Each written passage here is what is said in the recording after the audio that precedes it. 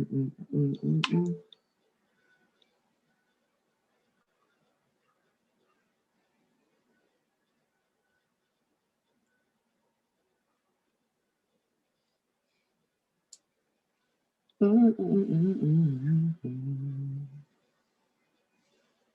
right.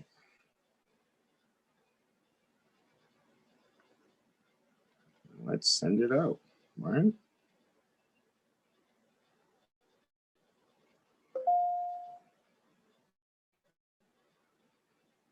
Alrighty, let's hit. I'm trying to actually think. What am I going to hit here? Let's hit done.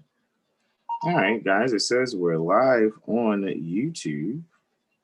Hitting accept, that looks excellent.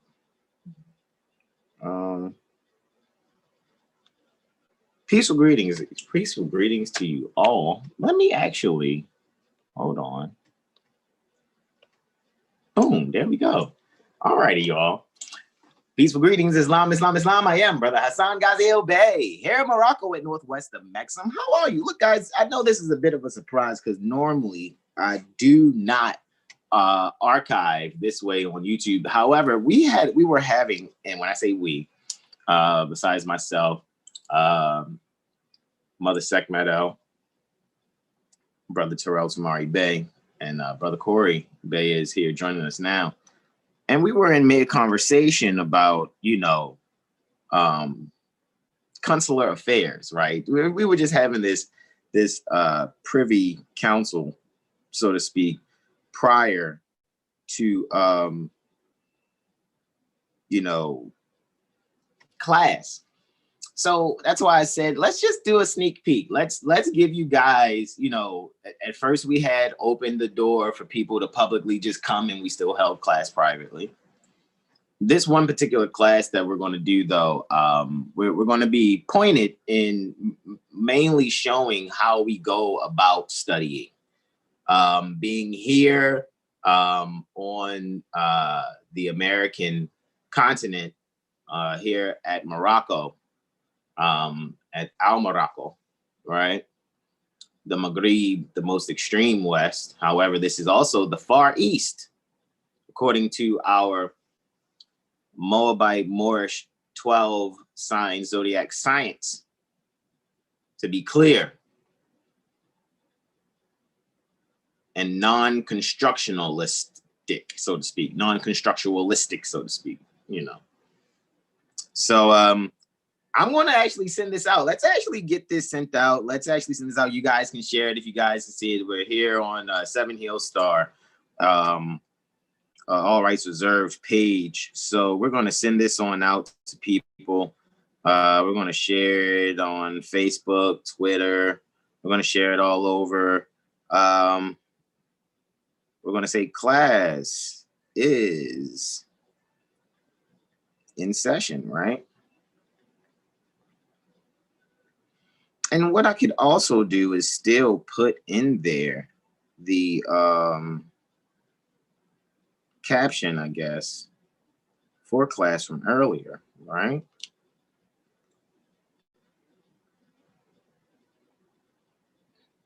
Or maybe I can say workshop is in session, right? Because this is what we're doing. We're workshopping our minds. I would love for us to be doing these workshops in special appearance, right? That would be just like awesomely excellent, to say the least, right? Letting in Mother Oshun, peaceful greetings, Mother. Doing things a little differently. We're already recording. However, we're recording to YouTube just briefly for this one. So peaceful greetings to you, Mother. So workshop is in session.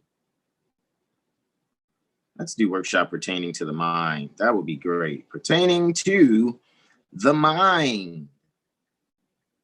All right.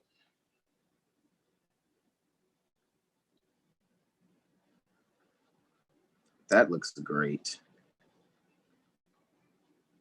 And this is all in lieu of the Mercury retrograding, just outside of the astrological degree, so that we can actually, when it comes back and, and it comes on back across these degrees, Mercury, this presentation will be, you know, lovingly settled in the minds pertaining to the people, right? So let's get this going. Let's hit next, right? And hit share. So there you all are.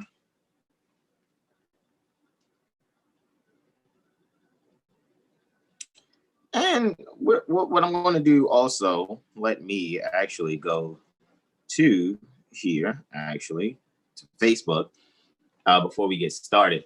Alrighty, so again, here, you know, I'd like to welcome you all to the Astrology 101 Workshop, Zodiacal Review. This is where we're going to go over everything that we've learned over these like past 42 Sundays, right? 42 Sundays, alrighty.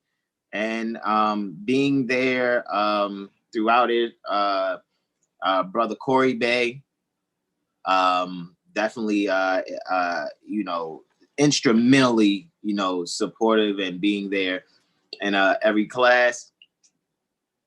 Mother Sekhmet L has been very supportive also in motivating me and keeping a fire up under my ass. So however, at the same time, at the same time, being able to refine the way I'm actually seeing things so that I'm much stronger in my consular affairs, which is what we're speaking about. So that's why I segue it like that. All right, I don't want you guys thinking I'm, you know, just being verbose, you know, just to, you know, hear myself speak.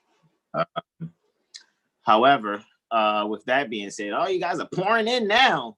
I guess that's what YouTube does. YouTube makes people come to class, huh? Hey, all right. Now I'm kidding. Peaceful greetings, brother. We're live on YouTube, actually. So, with that being said, this one particular class here, Brother Musawa, is definitely live.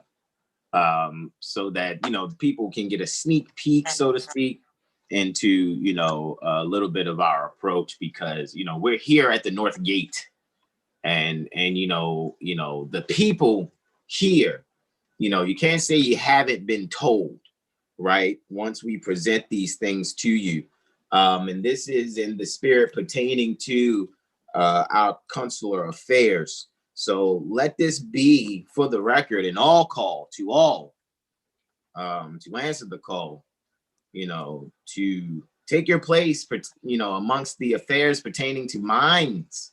Take your place amongst the affairs of men, right? So what were we talking about again?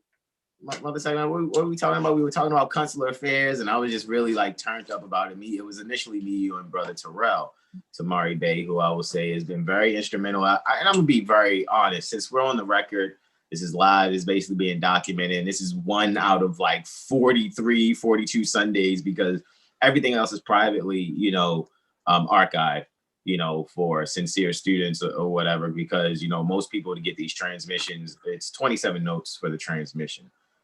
So, you know, if people are still sincere and, you know, still, you know, transact their finance for their participation in the video, you know, it's always marvelously beautiful.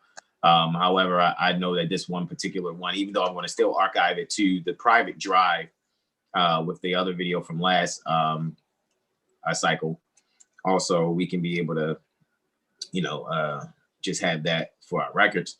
However, you know, we were discussing consular affairs, right? And that was, you know, and this is just prior to class, you know, and a lot of people are like, oh, well, here we go. Now here it goes again. What's this now? Consular this, what? And you were talking, it was stuff, people talking about consular courts and all this other stuff. Now, the thing is, in my studies these past 6 years, right?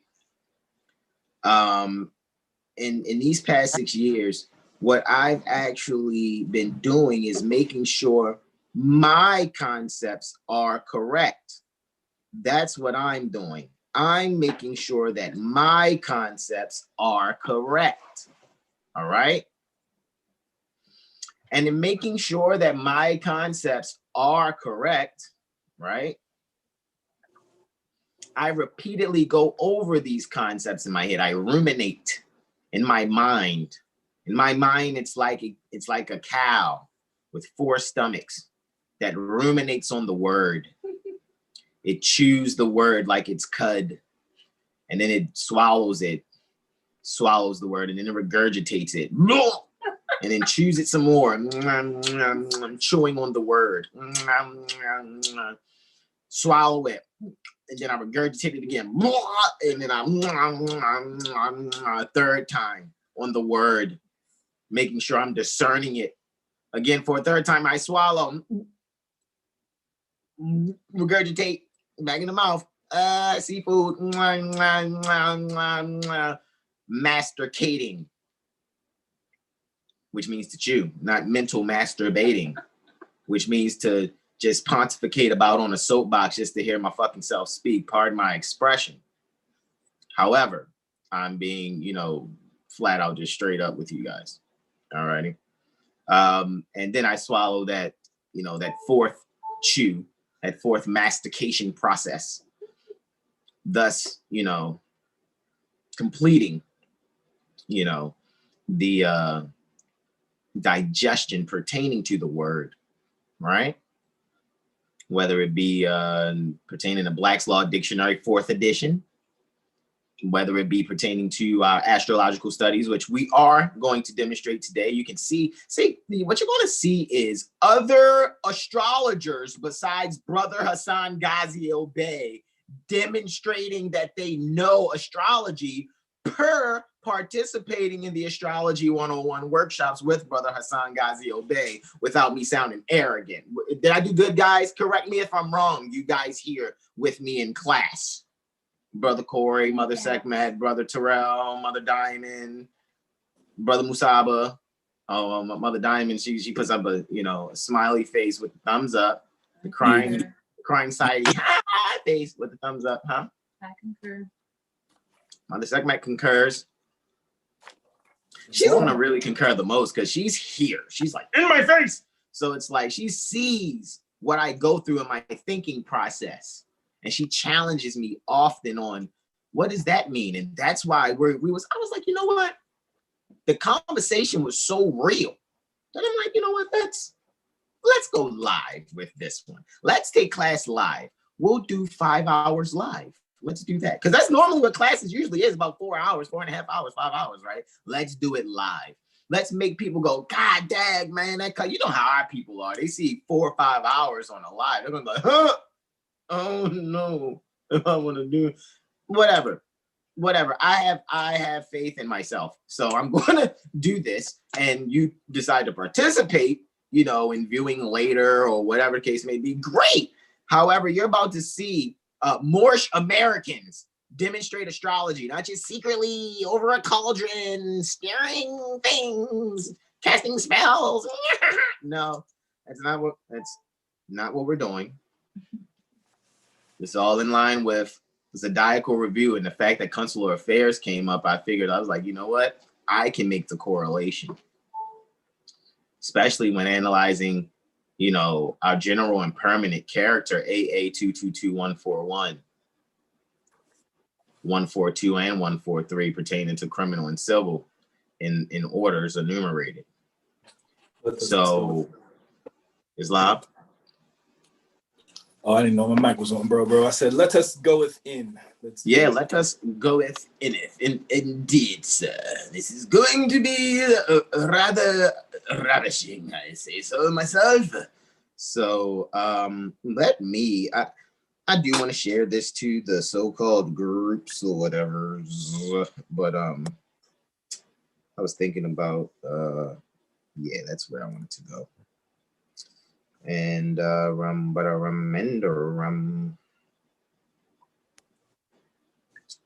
let's make that happen. All right, guys. So just kind of getting it out there, just kind of sharing it so you guys can kind of get your hands on it. Right. So start us out. Go ahead, Mother Sekhmet. Let's let Mother kick off where we were going from, because I think we were speaking about, because I was giving an example, and I'm going to give my example that we were utilizing. However, would you like to, give them an update, I guess, or prime them? Sure. So in my pre-workshop studies, I was looking at, I think I was specifically reading Ancestry or Are You in Denial of Your Ancestry from rvbaypublications.com. And so in preparation for my actual demonstration in consular affairs, I was just reading up on some additional things. So with that being said, the question came up whether or not I was in the right venue again, because you see a lot of different things that contradict one's comprehension of consular activity, because you might see some people claiming to be consular courts and not necessarily bridging the gap to what it really means in principle. So what my comprehension is that whenever there are two of different nations, they are in international court, one way or the other. So you're having international court if you're from one nation and you're dealing in negotiations of a particular contract or, you know, denial of such offer with another nation. And so when my question came up, whether or not the venue pertaining to where I need to remedy such injuries that have happened to me in the past, whether that would be the Supreme Court or not, one way or the other, you had to redirect me to the principle of that being a consular court in self first, right? Yes, that now, and that was excellent how you set that up. And I'm gonna tell you why. Because it allows me to elaborate on how I actually listen to the people when I am called upon. When asked the question, I'm hearing two things. One thing I'm hearing is, I'm asking a question. What's the answer to this question now? That's one thing that I'm hearing. The second thing that I'm hearing is, I have a question and I don't really get the conceptual basis. Can you explain that to me also? That's what I hear two things when people ask me questions. And the third thing, even though I said there's two, the third thing that I actually hear is, how do I utilize it? Application, for sure. That's what I hear. Anybody else want to share what they hear? That's here? Anyone?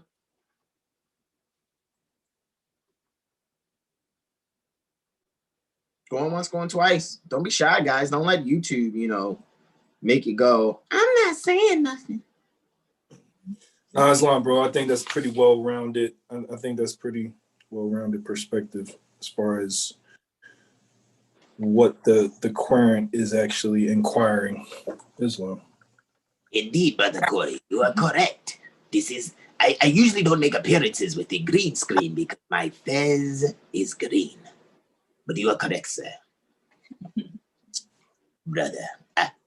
So anyway, yeah, so it's, I'm just thinking like to myself, like, all right, let me answer the question like this.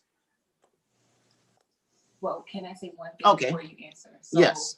Where my mind was at before I even brought the question, which was not even a clear question, because sometimes you don't know what question to ask when you think one thing and your comprehension is not quite correct. So the question really came up because, I'll be specific, whenever I went to studying on rvbaypublications.com, in the beginning, somewhere in the beginning of one of their articles or pages, it says that we don't necessarily apply consular court because we don't have to. And I'm paraphrasing. I'm not saying that's what they specifically said, but what they do is say that consular courts are not necessary. Now, let's say again, These are my ears hearing what Mother Sekhmet El just said, what she just expressed. There's someone who has published the necessity pertaining to consular court, whether it's in favor or not. However, let's say one wanted to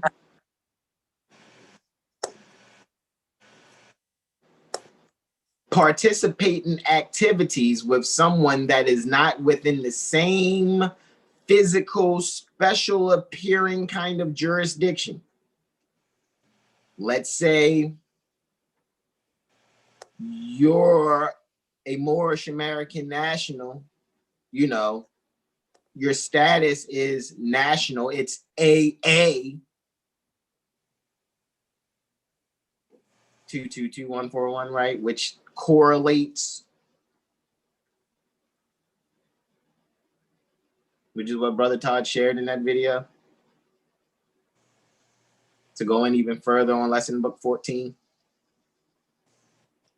AA 222141 correlates pertaining to international treaty and engagements and how we're supposed to be interacting with each other on the planet. And for some reason, when it comes to those of us that know we have been brought this pertaining to Prophet Noble Drew Ali's demonstrations, when we analyze his demonstrations from the early 1920s, which is now at about 100 years ago, 108 to be exact, when you're speaking pertaining to the establishment pertaining to Old Canaanite Temple at near the New Ark Corporation, New Jersey State Republic. When Woodrow Wilson was governor, the acting bay, before going to Jekyll Island to sell the U.S. Corporation, which led even further to the operations pertaining to the Emergency Banking Act 1933. It's linear. It's chronological. And you can analyze it with astrology. Yay! Awesome. Yes. All right. Oh, we're not just playing with puppets over here. All right.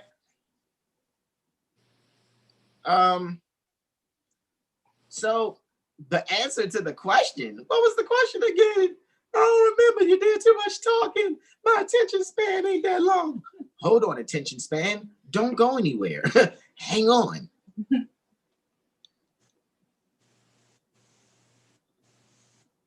This is what we're talking about. If your family members conspire with a venue that calls itself a court to steal your babies, what's the remedy so you can actually have, your family repaired that was ripped apart by people who believe they were doing the right thing by assisting strangers, by accepting strangers before their own blood in the name of doing the right thing? And some people will go and say that right thing is called Jesus. And I am not speaking adversely or negatively or making any negative assertions pertaining to any organizations that utilize the term Jesus, which we know absolutely, completely denotes justice.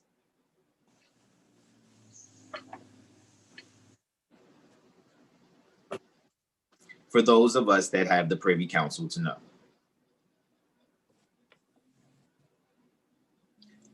I speak freely, for it's my birthright to speak freely.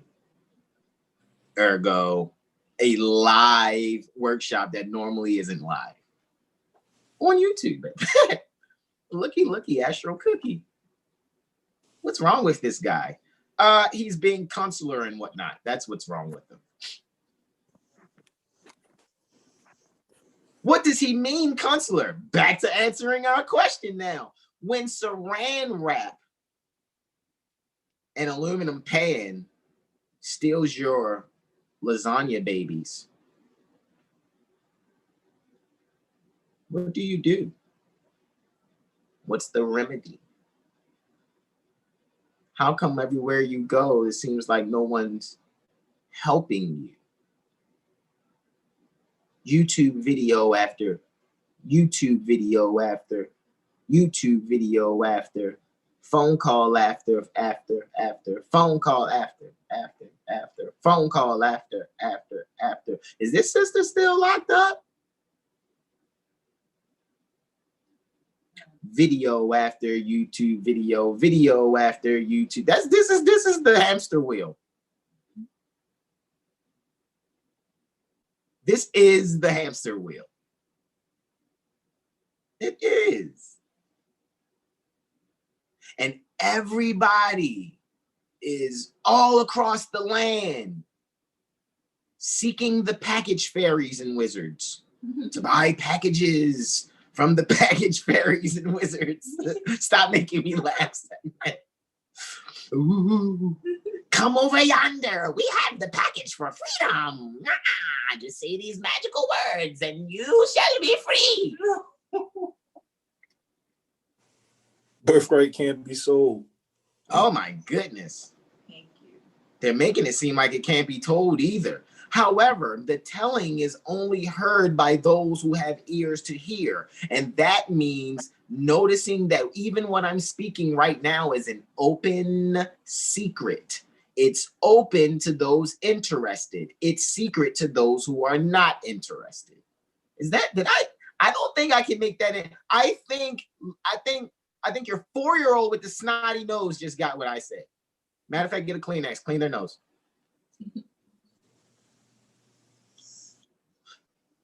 Unless you're one of those people that don't have a 4-year-old, nose to wipe because your family conspired in hypothecating your estate with some corporation boarded by sentient beings who took positions and pay to positions, pay, and oath to steal your family.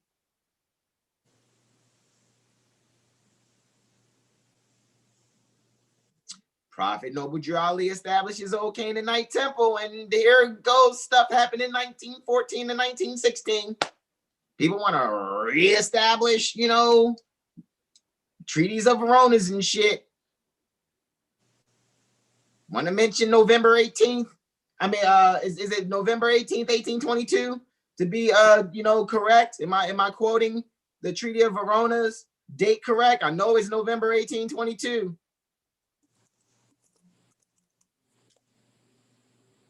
Correct me if I'm wrong. Pardon me. The Congress of Verona met at Verona on 20 October 1822. Congress of Verona. You said October 1822? Hold on. Yes, that's what I said, but that's the first. Nope. November 22nd, 1822, bro. Oh, November 22nd. I was 4 days into the past. Back then, I guess. No, it ain't happened yet, man. It's 4 more days, and then it happened. All right, cool. 1916, it got mentioned again to counter Prophet Noble Drew Ali, who's not mentioned or popularized as he should be, not being someone who's followed, adorized, and worshiped, only sincerely for the honor in bringing this information, in which I'm actually just kind of going over again to answer the question pertaining to what Mother Sekhmet asked, and we were actually speaking about prior to this, Zodiacal review. How does this tie in with astrology? This all ties in with astrology. As above, so below. We're changing the values. There's this sudden change and shock what's going on the internet. This is very Uranus and Taurus kind of transiting type situation with oh snap, this was unpredictable. Mars and Taurus there too. How is it astrological? I can go on actually.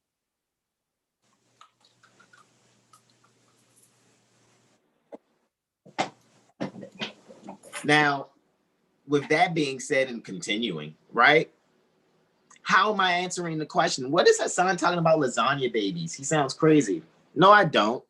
This is I put it in terms of food because this is how I think this is how you'll not just understand, you'll fully comprehend and start really seeing that people with fezzes on that speak about Prophet Noble Drew Ali, or people with baseball caps on with our more standard on, and I'm referring to Brother Taj Tariq Bey, people like us that are telling you these things openly.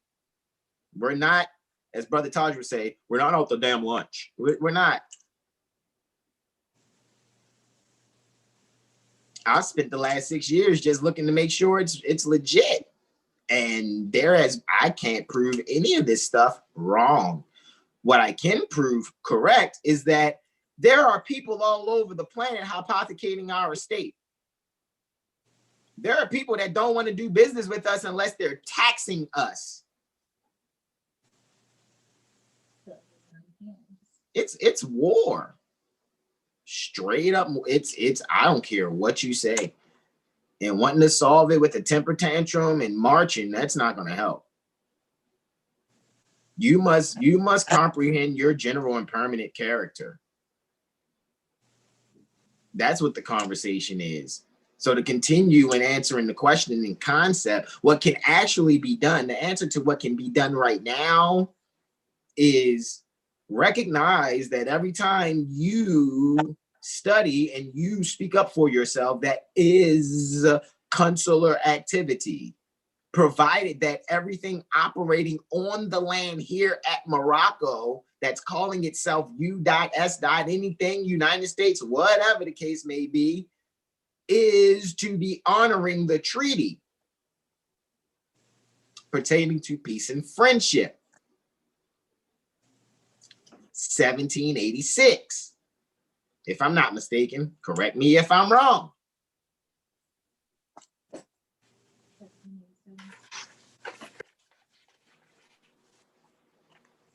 Both 86, 87. Islam, yes, 1787, January 1787. Right, drafting it. Yes. Because every 50 years, there's perpetual renewal. So you want to talk about something that's perpetual in perpetuity, ergo the longest standing treaty here in Morocco. And at the same time, people are still assuming that we are to be misclassified as 14th Amendment citizens. Why? I don't get that.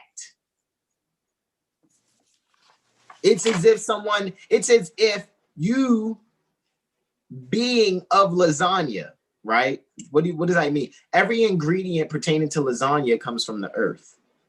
Every ingredient comes from the earth, some way, shape, or form. Even if you're doing vegan products, it's plant-based, right? So let's say we're doing plant-based lasagna. All of that comes from the earth, just like we come from the earth. The same thing the earth is made up of, the same thing we're made up of, all righty? The earth's the temple, so are we. We're reflectionary in proportion, all right?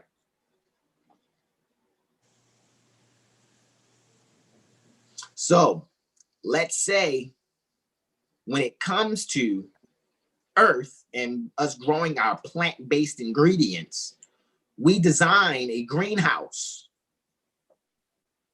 in order to perpetuate some form of regulating the growth and or preservation pertaining to said ingredients. Is that clear? Am I good? Am I clear? Yeah. All right, cool. Continuing, right? This greenhouse, let's say we put after, we grow it, right? We employ another means of protection. When after we have now processed these ingredients that have grown from the earth that we intend to consume, we there put it into another trust. The first trust was the greenhouse. First trust was the earth, the soil. sun and the moon in the water did its thing. Greenhouse used for colder areas, colder regions, to be able to still perpetuate the heat necessary to either grow and or preserve or further cultivate other things that you're growing. So that's a trust. So now that it's grown to a point where you're ready to process it and consume it, you employ another trust. Processors. After that processor, there's another trust called an aluminum pan.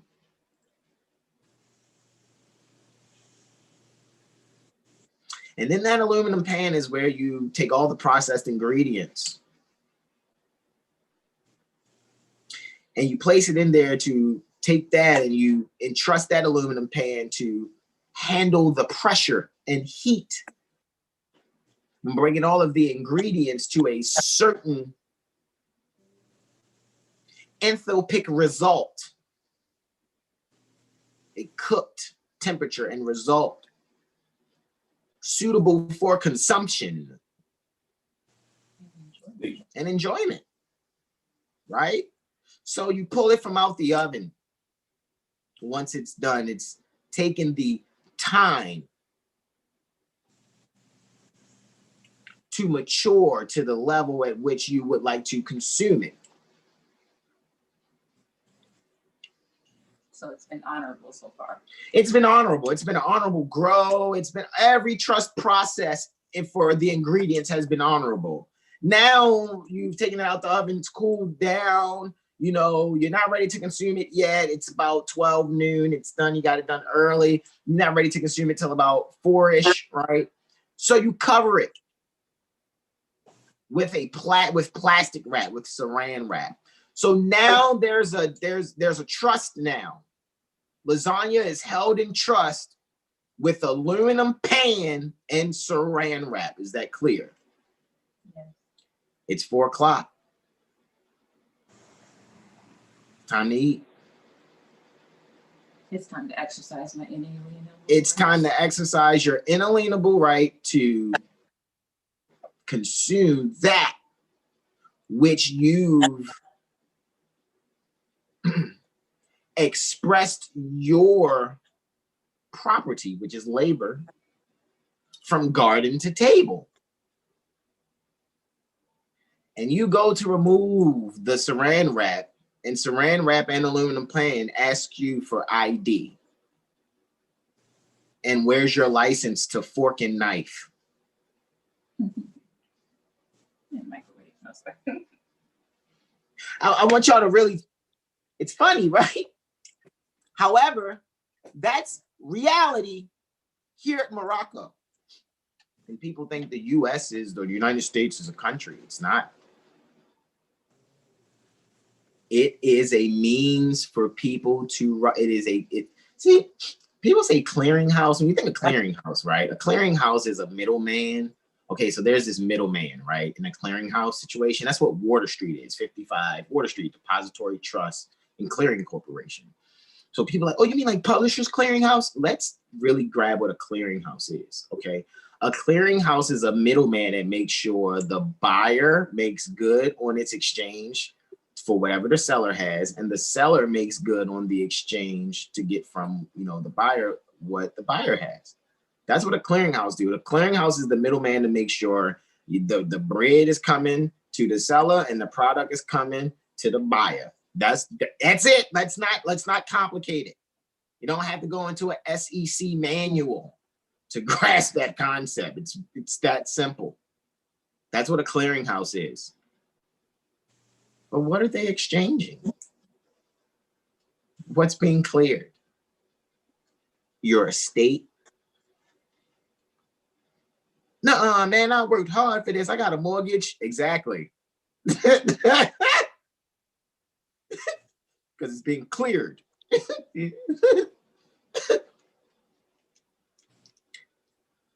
this presentation is a defibrillator. You want to talk about clear? Clear. Bring you back to life out that shallow grave you're in. Well, what do we do when aluminum pan asks for an ID? to recognize that aluminum pan. Okay, say it louder. Did y'all hear what Mother Segment said? Hold on, yeah. Did y'all hear what Mother Segment just asked? Yes. Sit in your chair, Makani, and hush. Hold your hands. Get ready for lunch. Yeah, that's right, nephew. So, go ahead, Mother Segment. Ask your question again. So when saran wrap and aluminum pan stopped me from enjoying the fruits of my labor and, you know, exercising my birthrights, what do I do? Who do I go to? And how do I interject or invoke the proper national process? See the 3 levels in my question again? She's looking for an answer to right now what to do. She's looking for the concept and what's the basis. She gets the basis of what we're even explaining. She gets the basis. However, she's now asking for the basis to the basis. And then the third portion that she's asking again is how to execute it, which is what everybody's been YouTube, Facebooking about. They're Moorish American this, they're tribing, consulating, and rising. And there's not, tell me what consulate for Moorish Americans really that is doing simple stuff? Hey, people that are falsely calling themselves the Republic of India. No disrespect. I recognize Sindh.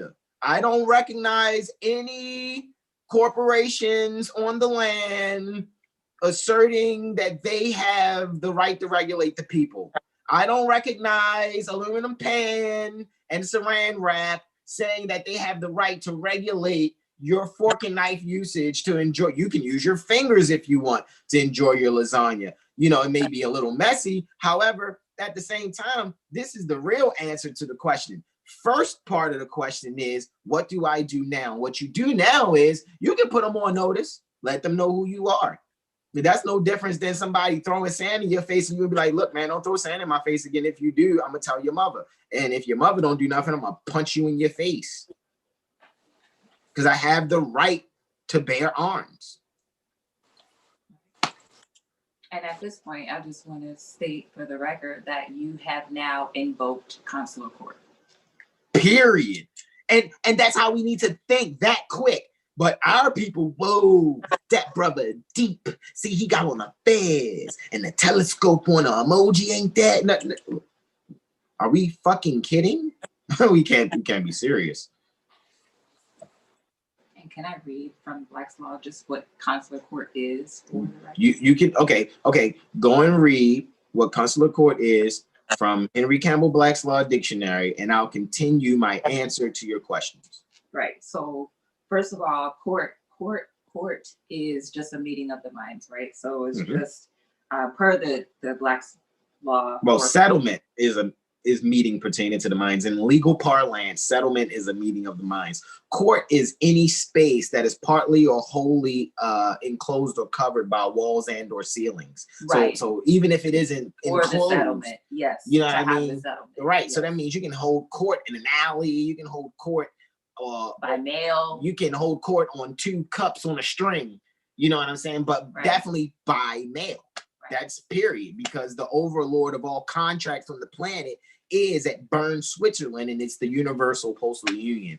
Shout out to Bashar Abdurrahman Hussein, who's doing another term, you know, there being the Director General for the Universal Postal Union.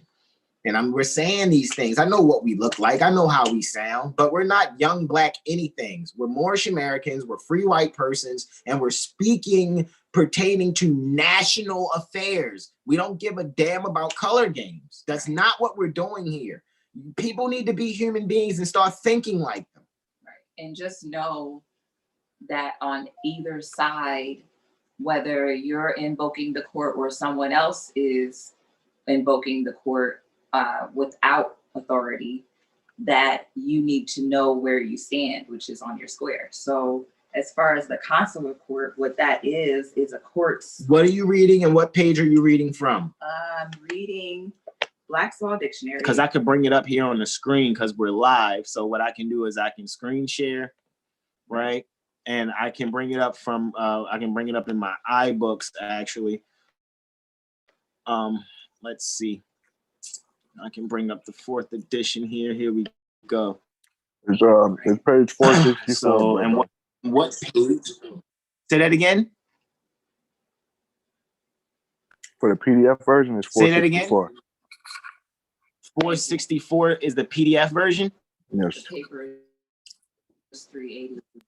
388 in the actual book, and 4 what again? 464. Yeah. All righty. So 464 out of 1956 pages. That is correlative to page 388. Consular courts right here in the lower right-hand section, and I yield. Right. Well, I guess I can go really quickly before consular courts. What is a consul? Because it's right above it. And we're dealing in international law. So it's an officer of a commercial character, which we are dealing with here under occupation, appointed by the different states to watch over the mercantile interests of the appointing state and of its subjects in foreign countries. There are usually a number of consuls in every maritime country, and they are usually subject to a chief consul who is called a consul general. However, look, again, thing that stood out to me when you read that, there are usually a number of consuls in every maritime country. So it's letting you know already that these people are using water on the land.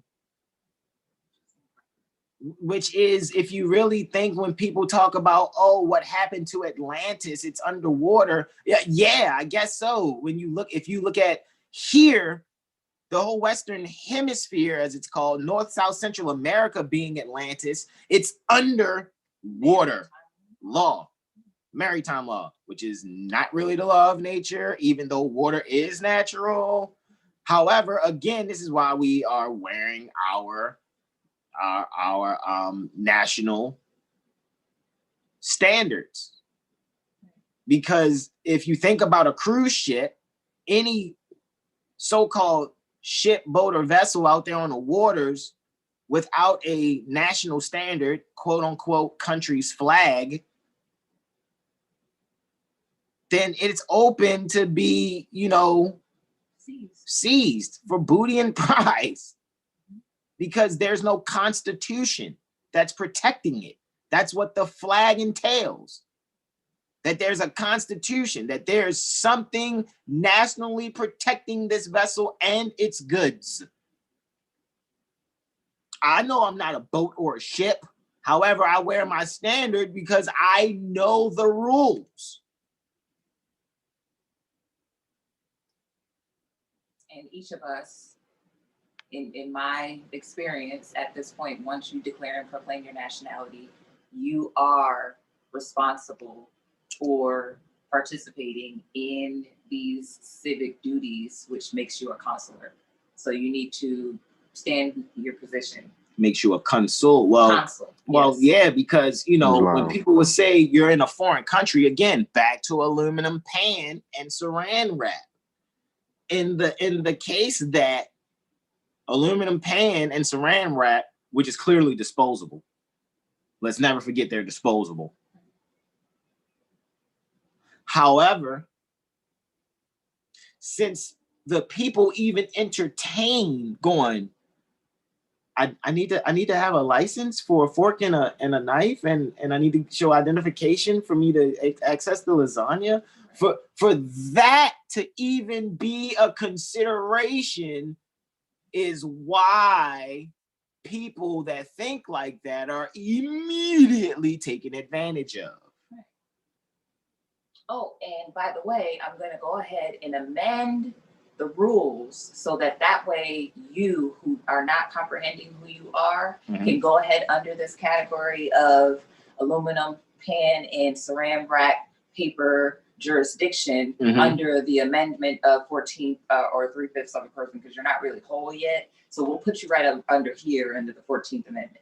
Which means now aluminum pan and saran wrap can bury you under the lasagna. and you'll never eat it. You'll never enjoy it. No, you just keep smelling it. After a while, you'll be dead. Well, That's the point. yes. You see what I'm saying? It's a shallow grave of lasagna. Yes. Jeez. Do you see what I'm saying? It's tough. In a disposable grave. That's tough. Do you get what I'm saying here? And our people are trying to get a job at Amazon to try to stop the oppressive means of aluminum pan and saran wrap. That's the point I'm making. You see what I'm saying? So now when we speak consular affairs, right? Even now, right? We speak in consular affairs. And we're being direct. And we're not going really off the topic. This is still Zodiacal review. However, we're getting into more of what the transits are bringing even now. And that's a conversation that speaks on how we are engaging in our international affairs, right. which is making a wedge between sentient beings here on the land, because what is actually happening internationally does not coincide with what the people have been given publicly. I'd like to see what's in the ninth house. You know what I'm saying? Well, with that being said, and we'll also finish on reading that, but you want to see what's in the ninth house right now, we can do that and check it just even right now, guys. It's interesting. It looks like Jupiter. Well, actually, no. Now it's just the Sun and Mercury. You know, and it looks like Mercury is actually combust. However, it will be Cazimi. It will be Cazimi soon. Because right now it's only about 1 degree, 45 minutes away, the Sun and Mercury. So very soon, and you know, Cazimi is anywhere from 0 degrees, 0 minutes to 0 degrees, 17 minutes. And, you know, that's usually a special time, especially if someone's made manifest during that time. Someone, you know, is quote unquote born during that time. You're right. It's interesting. Cancer's on the rise. And I hit and refresh this again at 1 degree, 29 minutes. Moon just setting at 28 degrees, Sagittarius, 42 minutes, which means the moon is void, of course.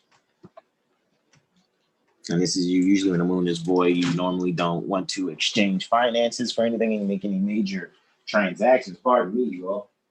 Make any major transactions until the moon appears to transit another sign, or the next sign. Well, am I right in saying what is in the ninth house, just as far as connecting it to the astrology, because this is foreign affairs? Foreign affairs. We're pouring out knowledge because the Sun and Mercury in the ninth house are both in Aquarius. So yeah, Saturn's in Aquarius also, ruling all of that, ruling both the 8th and 9th house, 7th, 8th, and 9th house actually right now. So relating 7th house, you know, how we're relating with people we're in relationships with, speaking about things behind the scenes. That's both on the 7th and 8th, 7th and 8th house in Capricorn. Then you have your 9th house, which deals with world affairs, foreign affairs, consular affairs. That's 9th house. So we're bringing a light to a lot of things that's in communication that we need to go back over. And the going back over is Mercury transiting retrograde, apparently. So that's why this communication is turned up right now, because, you know, when the planets appear to be retrograde from our perspective here on Earth, that's when they're the closest to us, right? So with that being said, let's go back and you finish reading the definition in Henry Campbell Black's Law Dictionary, 4th edition. All righty. And because you were reading Consul and then going into Consul Court, and then I will finish my analogy pertaining to saran wrap and aluminum pan. I yield the floor. Islam. So consular courts held by the consuls of one country within the territory of another under authority given by treaty, for settlement of civil cases or meeting of the minds in civil cases. Hold on. You just read consular court? Yes. Okay. Pardon me. Read it one more time. I wasn't scrolled down to it. Read it one more time. So consular courts, courts held by the consuls, which we just read, of one country within the territory of another, under authority given by treaty. So that's the only authority for the meeting of the minds or settlement of civil cases. Which is, okay, so when you're settling for civil cases, alrighty, that's when you refer to AA 222143. Right. AA 222143 deals with civil. AA 222142 deals with criminal. AA 222141 deals with general and permanent character. Pardon me, excuse me. So the general and permanent character is one thing. Boom, that's AA 222141. If there's a criminal case and it is between a Moor or a Christian power, as it said there in the Treaty of Peace and Friendship, 1786, how is that supposed to be handled? That issue between any Moor or any Christian power is to be handled via that way. Right. Via AA 222141, where we're establishing for the record, which is already in congressional record. This is why, even because you got to think, okay, what was set up to counter Prophet Noble Drew Ali in 1913 was the Federal Reserve Bank. So that's even the reason why we're even going over all of this stuff, so we can make these correlations. So the reason why you're even talking consular activity is because people are misclassifying you, saying that all of your rights, liberties, and all of the children in your womb are hypothecated under the Federal Reserve Act, period. That's why the QSIP number on the back of the Social Security card lines up with each Federal Reserve. It's 12 Federal Reserve banks, because the people are what's being utilized as a means to do finance on the planet. What's backing the currency is the people. So when you see, for example, 200 girls at Al-Kibalon going missing that you never found it, that's because their life was used to leverage the debt. And when these people didn't make good on the debt, they collected the debt by collecting these 200 little girls. Is that clear? Yes. All right. Just want to make sure. Who's the debt? I'm talking about who said what? Who is the debt to? Who is collecting people in exchange for the debt? Whoever is doing business to be able to keep robbing the people's estate. So let's not even look at it as someone specific. However, let's look at it as anything operating on the land that is asking the people to be 14th Amendment citizens and to incur the treatments thereto. So, for example, if there's an organization on the planet saying that you cannot eat lasagna unless you have a 9-digit number to access it, know that these are the people who are expecting, because the 9-digit number is connected to your life's energy. That's why it's called a Social Security account number, period. So in because other words, you're being leveraged. Instead of silver and gold, it is your life and your blood. Period. So those conspiring in these acts are conducting human trafficking. It is human trafficking. It has always been human trafficking. And that's what Brother Taj has been talking about. That's what Brother CM Bay was telling the truth about and preserving in the Library of Congress, which is why even Prophet Noble Drew Ali spoke up, not to be worshipped. Prophet Noble Drew Ali did, when he used the word prophet, he wasn't using it in the terms that people are using it to look at like somebody who's here to be worshipped or adorized. A prophet in international law is someone who comes to free their people from social and economic occupation. That is it. That is all. That's what Jesus did. That's what Muhammad did. That's what Buddha did. They were social reformers that were rewritten in history as idiot belief figures.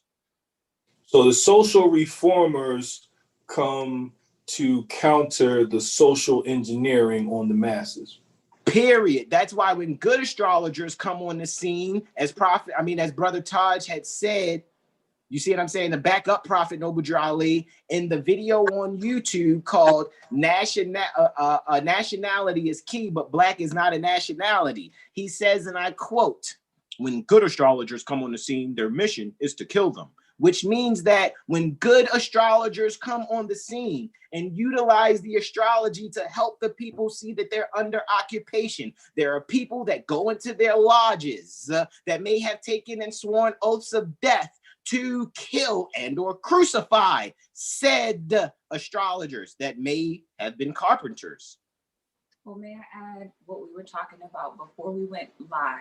Mm-hmm. We were actually bringing that to the simple fact, just in regards to the analogy that you were using, is that these social engineers are the aluminum can and saran wrap. So because they are able to even create such a lie is based on them having committed genocide to our predecessors and our mother. So because our mother wasn't able to share who they were, we had no idea who they were.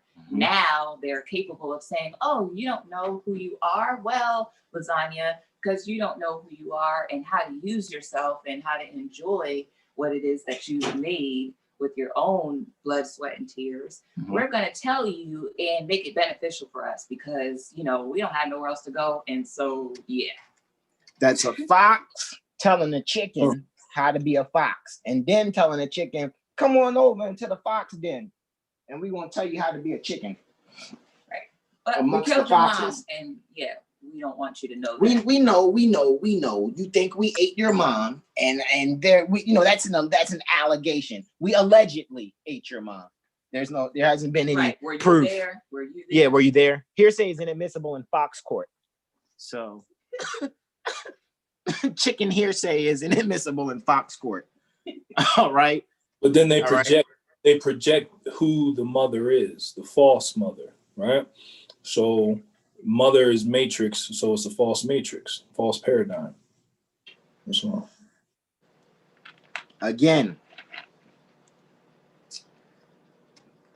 I hold out my hand all the day long to a hard-headed, stiff-necked, and rebellious people who are not called by my name.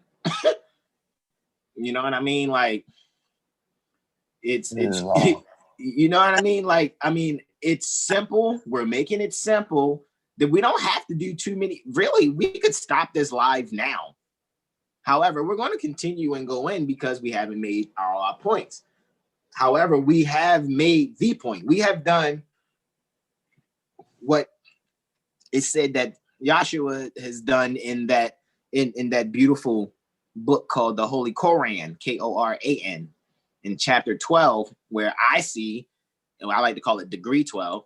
However, in minutes 8, 9, and 10, he's giving the square. And the square is an instrument that you use to draw your straight lines, get straight from point A to point B.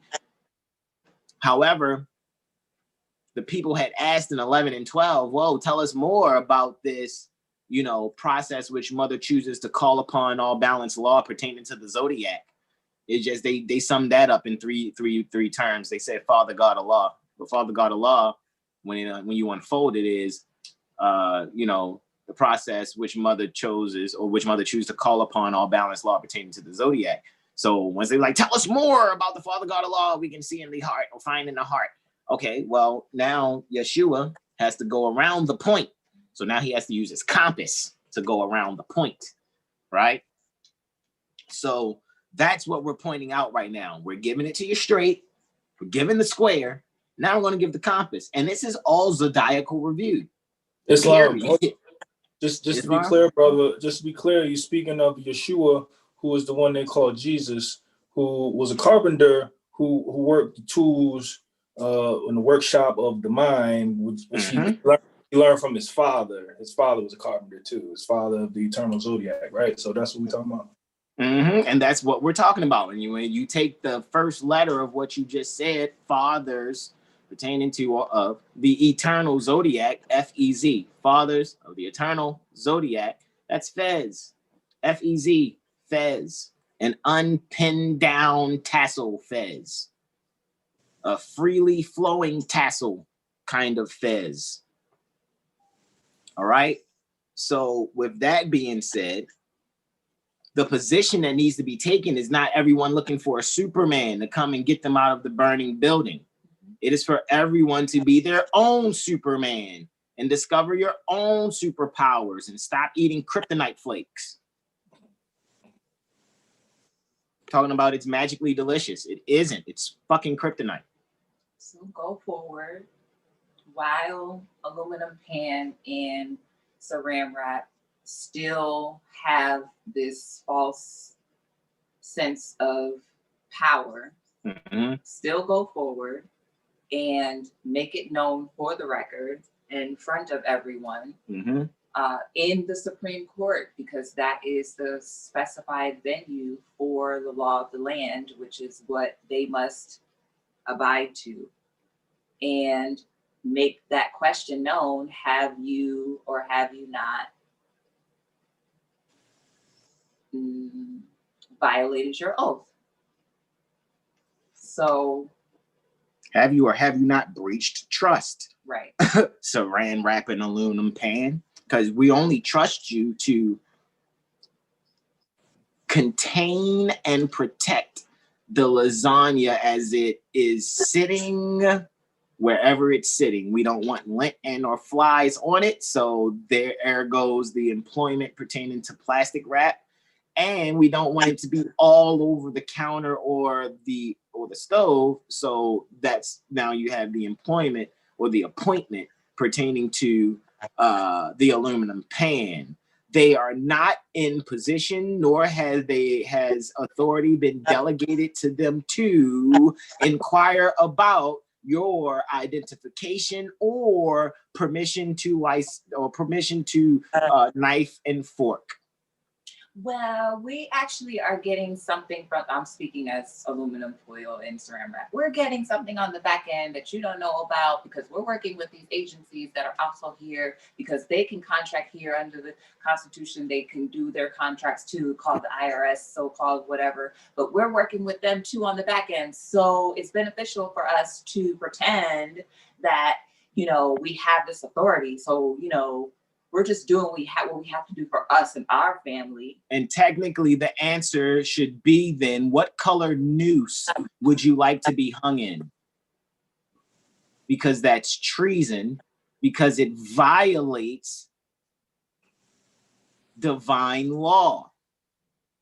You can operate and do what you do on the land, provided it doesn't violate birthrights, which are expressly prescribed in the 10 Bill of Rights. So when you have group sentient beings operating, being a board, they are exercising the 7 articles, or should be exercising the 7 articles pertaining to said Constitution to lead them back to whatever treaty governs the affairs pertaining to whomever they're encountering or engaging. Because the Constitution and treaties are supreme law of the land. Period. Of which they've taken oath to. So there are live instruments. There are also contracts and covenants. Islam. Period. And at the end of the day, here, the treaty pertaining to peace and friendship 1786, 1787 governs everything here at Morocco.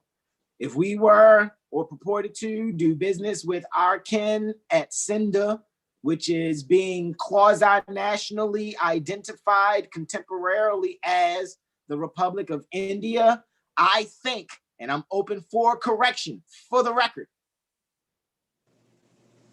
that looking into Morocco, a general act of Algeciras, is paramount in looking into. Maybe even according to the so-called book called The Law of Nations. Maybe even India under Mohammedan rule. So that we can really recognize who we are. We are a conquered people who once actually were the people that the world answered to. And the world is still actually obligated to answer to. However, saran wrap and aluminum pan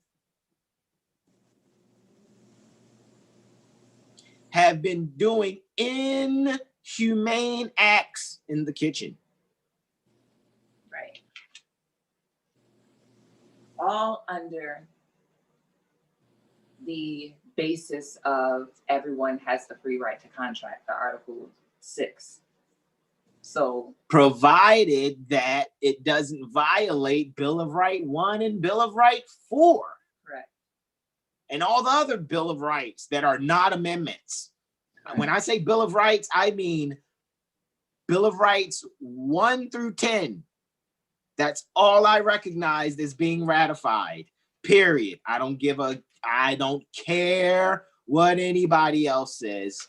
I'm looking at what it is so that it is fair for all on the planet. I am not interested in anyone's corporate interests. Now, in order to make the contract valid, there has to be two parties that are comprehending all of the affairs correct. So that they're engaged in. Right. There's no information to be adhesion to make it an adhesion contract. Everybody is comprehending what the terms and the parties, who the parties are, and what the contract obligations are to make it a valid contract. So being that these birth certificates and all these said, false debts are not contracts with two, what do you call the parties? I guess. The contracting parties, two competent parties. Competent, thank you. That was the word I was missing. The competent parties is what I'm saying. An infant that is just manifested is not a competent party to any contract. So they're void ab initio, first of all.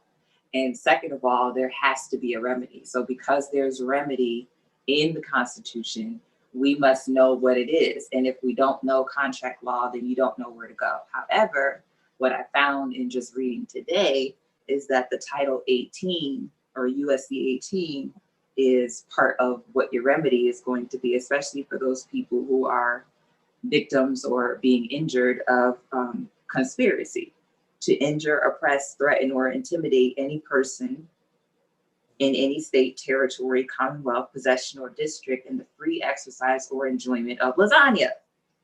Basically.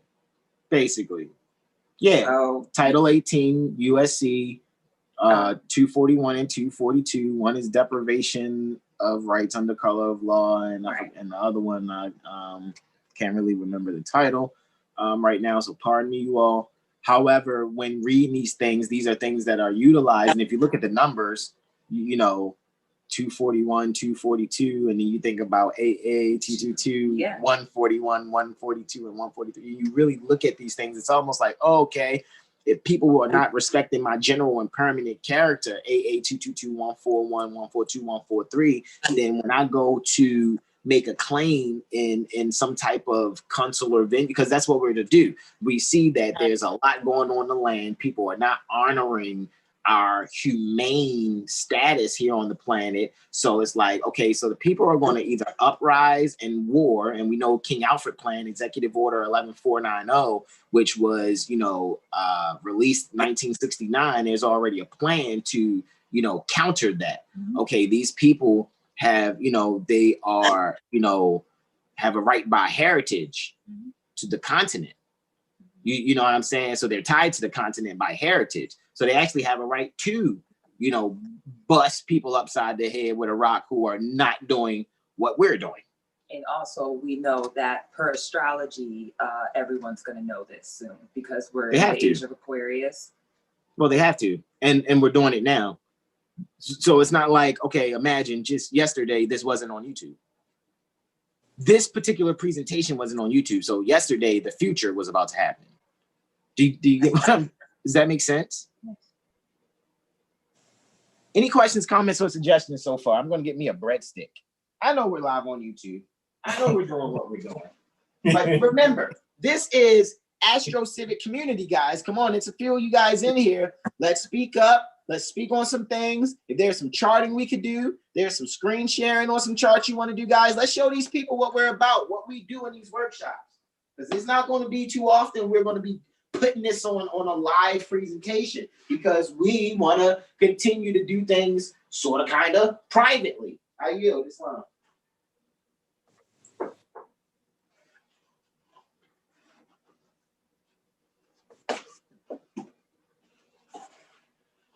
Somebody, anybody, Brother Corey, Brother Jack. Islam, bro. I'm pulling up the chart right now, trying to see what's going on in the transits. Well, I have a question while everybody's researching. Has anyone on the live or in the room been ever kidnapped or by some form of highwaymen, stopped in their travels and their free right to travel across the land? Has anyone ever experienced that? I've experienced it a few times. I've witnessed someone else go through it, and then I've went through an experience where my car was abducted because I wouldn't give them my nom de guerre. The highwayman, my nom de guerre, meaning my corporation business name. And I didn't give them my identification that they were looking for, or my birth certificate. Respectfully correcting. It's not yours. Your land conveyance. Right. Yes. Identification ain't yours. Right. You didn't give them anything. The identification and her identification would be the national. Right, but they weren't looking for. They were looking for probably a license, right? Okay. Yeah, cool. they were looking for my license. Yes, to be clear. But we're doing the correction because this is live on YouTube internationally, and when we speak up, we're to always make sure we're competent in what we're saying. However, we're open for correction, provided we can actually research the correction. I yield. Go ahead, Mother. You're doing great. Islam. However, yes. So that happened. I failed to give them what they were looking for. And I told them my name was, I told them my national name, Diamond Dominique Bay. They let me go, but they took the vehicle. And I let them take the vehicle, of course, because it wasn't mine. It wasn't in my name. It was owned to someone else. So I didn't really...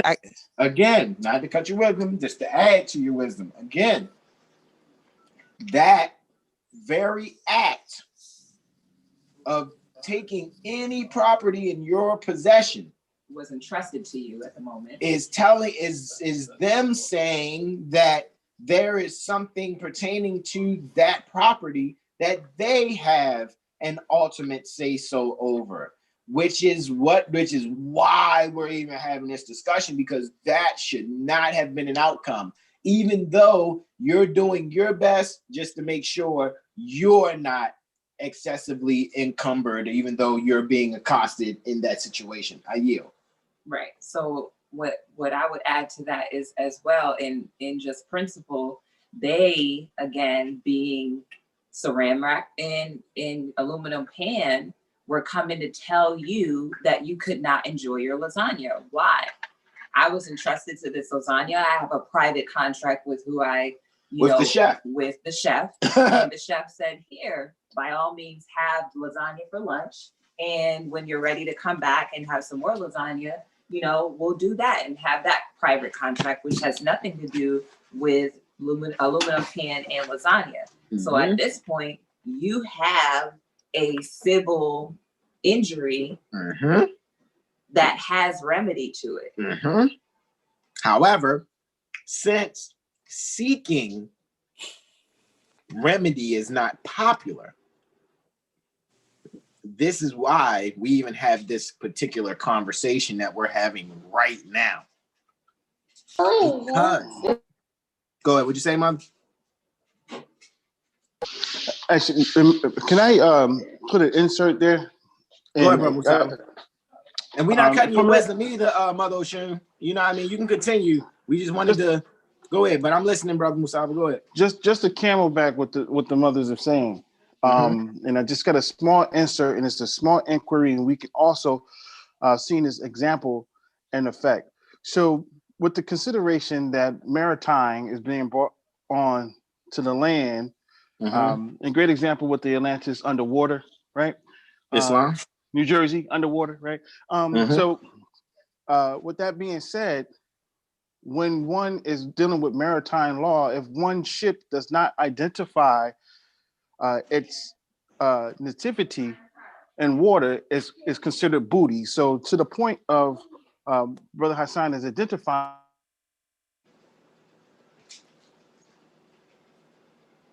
You there, bro?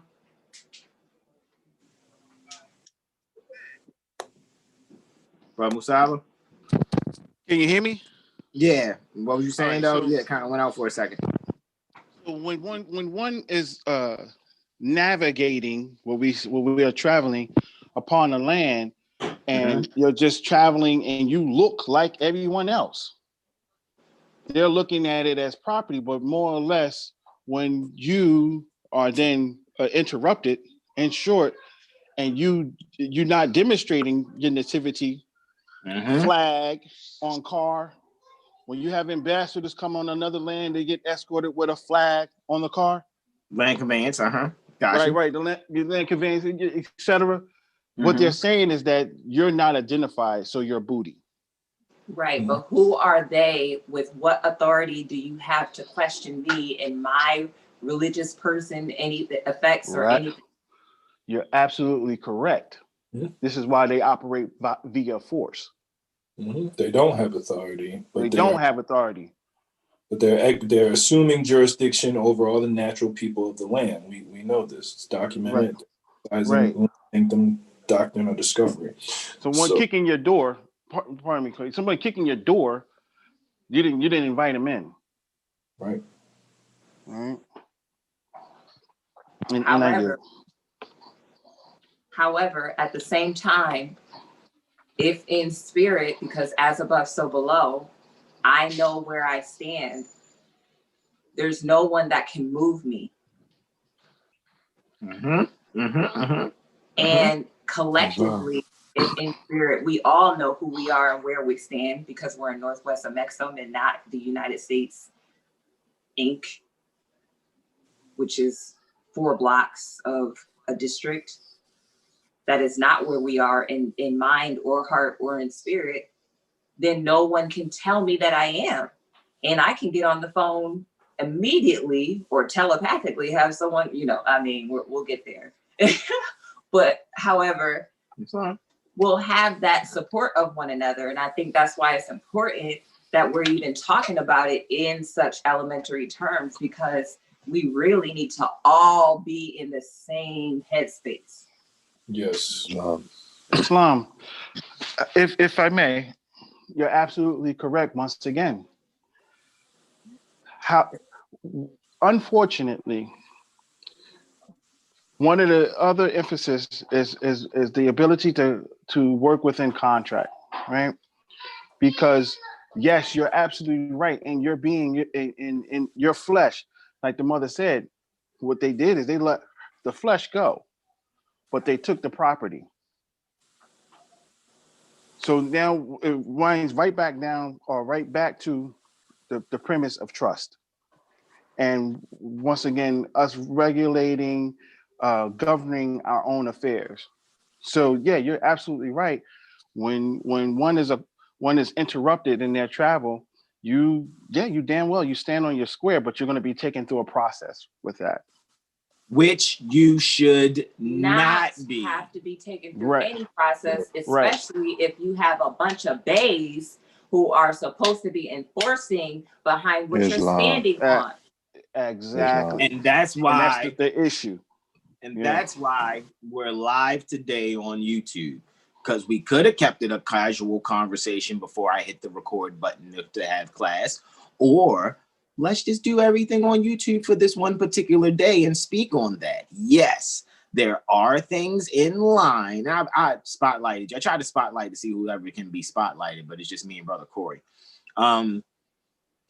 There's what's going on, okay, is that we are on the land ready to do whatever it is we want to do. However, there are other sentient beings that are naturally our kith and kin, so to speak.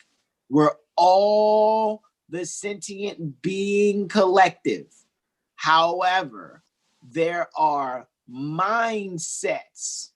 If we looked at this in the analogy pertaining to cellular phones, there are a lot of iPhone 5 brains out here wrongfully asserting their jurisdiction on iPhone 37 million type mindsets. Are we clear? Again, aluminum pan and saran wrap is saying that you owe some specific performance before accessing the lasagna. The fact that aluminum pan and saran wrap is doing anything more than what aluminum pan and saran wrap has been put in place to do is a sheer and clear evidence that there's a problem. Yes. Where there is a problem, there must be a solution. And where there is no enforcement, there's going to continue to be a problem. And hold on, time out. Let's look at it like this. You're correct. However, let's make it correcter, if that's a word. Yes, for now. When seeking remedy, there is no, but hold on, wait a minute. I'm just saying, see things my way. There is none of that. There is no, but you know what I'm saying? Wasn't I a good aluminum pan and plastic wrap until the point where, I mean, all right, look, I was tripping. My bad. I'm not, you know what? I shouldn't have asked for a license for your fork and knife, and I shouldn't ask you for, no, what color noose do you want to be hung in? Or what color hefty bag should I dispose of you in? Aluminum pan and plastic wrap. That's it. Right. The conversation's over. Right. And redress me. Now, and then you say redress, right? Redressed, right? Redress means that something has been stripped away. Yes. Why has there been a stripping in the first place when that's not how we're supposed to be engaging with one another ab initio? Because we're in war. And that's why, again, we're having this conversation publicly on YouTube. I mean, it's really simple. Everybody else is doing consular affairs, got embassies and doing consular affairs. However, when Moorish Americans who know law, we know what it is, we know what's going on. There's so much pushback from aluminum pan and saran wrap. And we're the ones that put them in place. We dispose of these beings, provided we put them on notice. However, even after the notice, some are still doing stupid pushbacks, which means that someone is outrightly misclassifying people. And there's a standard practice and protocol to continue to misclassify and force people into corporate jurisdictions. Again, what color noose should these beings be hung in? Do they like neon pink? Maybe they like powder blue. You can give them an option. That's the last thing they could probably choose is what color noose would they like to be hung in? Because the penalties pertaining to treason is death by hanging. in international law. Who else is telling us these things? The people that are robbing our state are clearly not going to tell us. They're just going to keep creating pressure relief valve programs for you to march, pray, and picket sign and stuff. I said picket fence and picket sign all over the place. When your remedy is being presented impromptu, however, necessarily so, via YouTube presentation in the middle of a Sunday afternoon.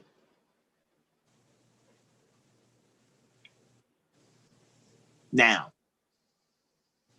all these affairs should be easy to handle. So that means if you're doing A, knowing B is supposed to happen, however, there's all these other equations, but then that means that there may be some other means of enforcement that may have to soon take place.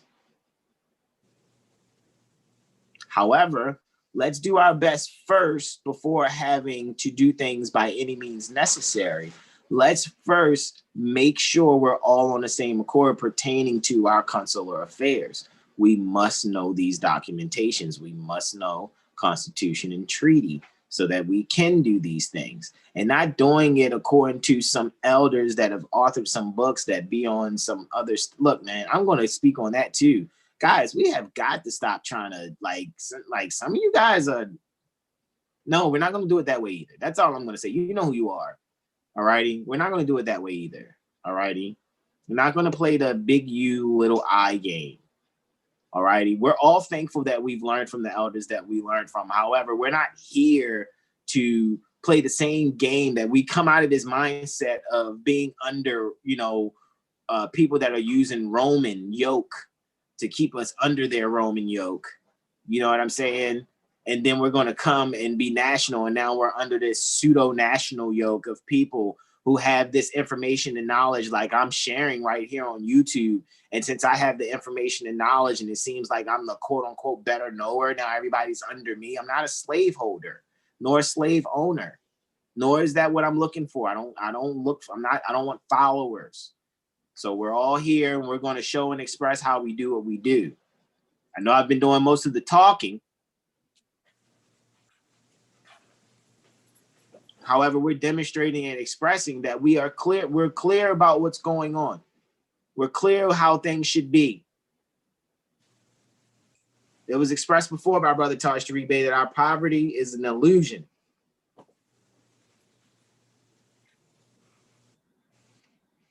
We're under occupation, and what needs to happen is not trying to fill out packages to figure out how to be some type of being that fills out all these, procedures and documentations that have these things. Even though some of us do these things, reserving our rights in doing so, because we're under occupation, because of the lack pertaining to the consular venue operating like it's supposed to for real. Not with a bunch of bullshit publicity mixed up in it. I don't hear anything about any of these other embassies or consulates tied up in a whole bunch of publicity. Do you hear about the Moroccan embassy and consulate? Do you hear about the so-called India embassy and consulate? Do you even hear about the de facto corporation U.S. embassy and consulates? Have you even looked at these websites lately? Do you even care to even read these things? Do you care to be Look, man, I can really play basketball. And when I ate, chicken, I was really great at frying it. You know what I mean? However, I no longer I don't eat any type of, sentient beings. It's just straight plants. And when I play basketball, I do it now because I really enjoy the fact that I really grasp the rules and I'm pretty adept in being who I need to be to score within the confines of the so-called rules. However, it's not hard for me to follow the rules because I'm being myself. I'm being my nature. And it's in my nature to be in harmony with the law of nature. So I'm being in harmony with the law of nature. I'm being in harmony with everything else. And that's clear. That's not something for everybody to try to achieve in a way like it's some magical thing to get. All I'm expressing and demonstrating is consciousness within myself. That's what my words are. My words are evidence pertaining to consciousness within myself. That's it. That's all. And there needs to be a lot more people than just those of us here on this live doing so. Brother Corey was going to share screen share pertaining to the transits. Pretty sure him, Brother Jag, and the rest of us can go in. We already know I can do the astrology and do it well.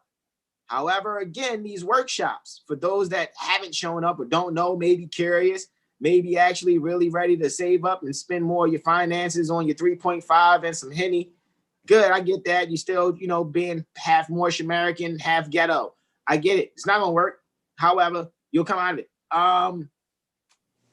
The thing that I'm saying is, and I'm really not knocking that either. What I'm saying is, wherever your priorities is what I'm saying, is probably, you know, what you should be looking at. You know, however, you know, you can maybe think, hey, let me really start coming to these classes, you know, or whatever, or let me get these videos. He's saying the videos are archived. Whoa, that means I can go back and rewind and fast forward anytime I want to and take notes. Yes, of course you can. So with that being said, Try to prove us wrong. yeah, try to prove us wrong. Yeah, yeah, exactly. Like Mother Sekhmet said, don't believe anything that's being presented. Try to prove us wrong. And when you prove us right, teach your family, because this is all our problem. Period. So eventually something's going to have to shake where we're all, you know, doing something for the collective. That's all I'm saying. So I yield the floor, guys. Islam. I'm going to mute my mic while you guys go in because I don't want to interrupt. I want the people to really see that, you know, being in contact with me, you know, is not bad at all. Like I said, Brother Corey, very supportive. Brother Jag, I'm going to say for the record because I didn't get to go in on it, with Brother Terrell Tamari Bay. You know, our relationship has started out, you know, and you know, we never really, you know, seen each other in special appearance face to face other than, you know, in these video calls.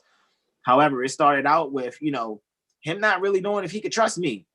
And now this brother's casting charts and doing astrology.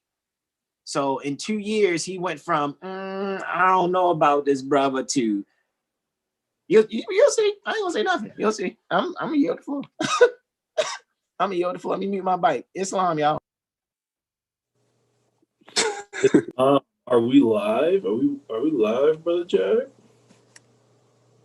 I think we're live, brother. Yes, y'all are.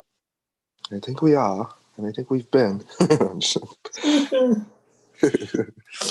me do this. I'll pull up Astro Gold and share my screen. Yeah. Oh, it says only the host can share this meeting. Bro.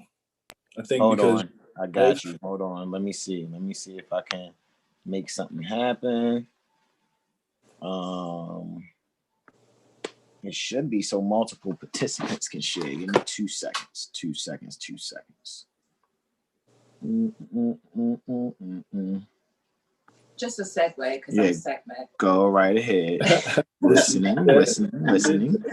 Because for the record, I think we said it multiple times before. However, we're live today, and we always really want to keep in mind that the occupiers in aluminum, pan, and foil are not as dumb as we think they are. We taught them, right? So they are deceiving now us as the, you know, ancestors returned with the knowledge that the ancestors gave them.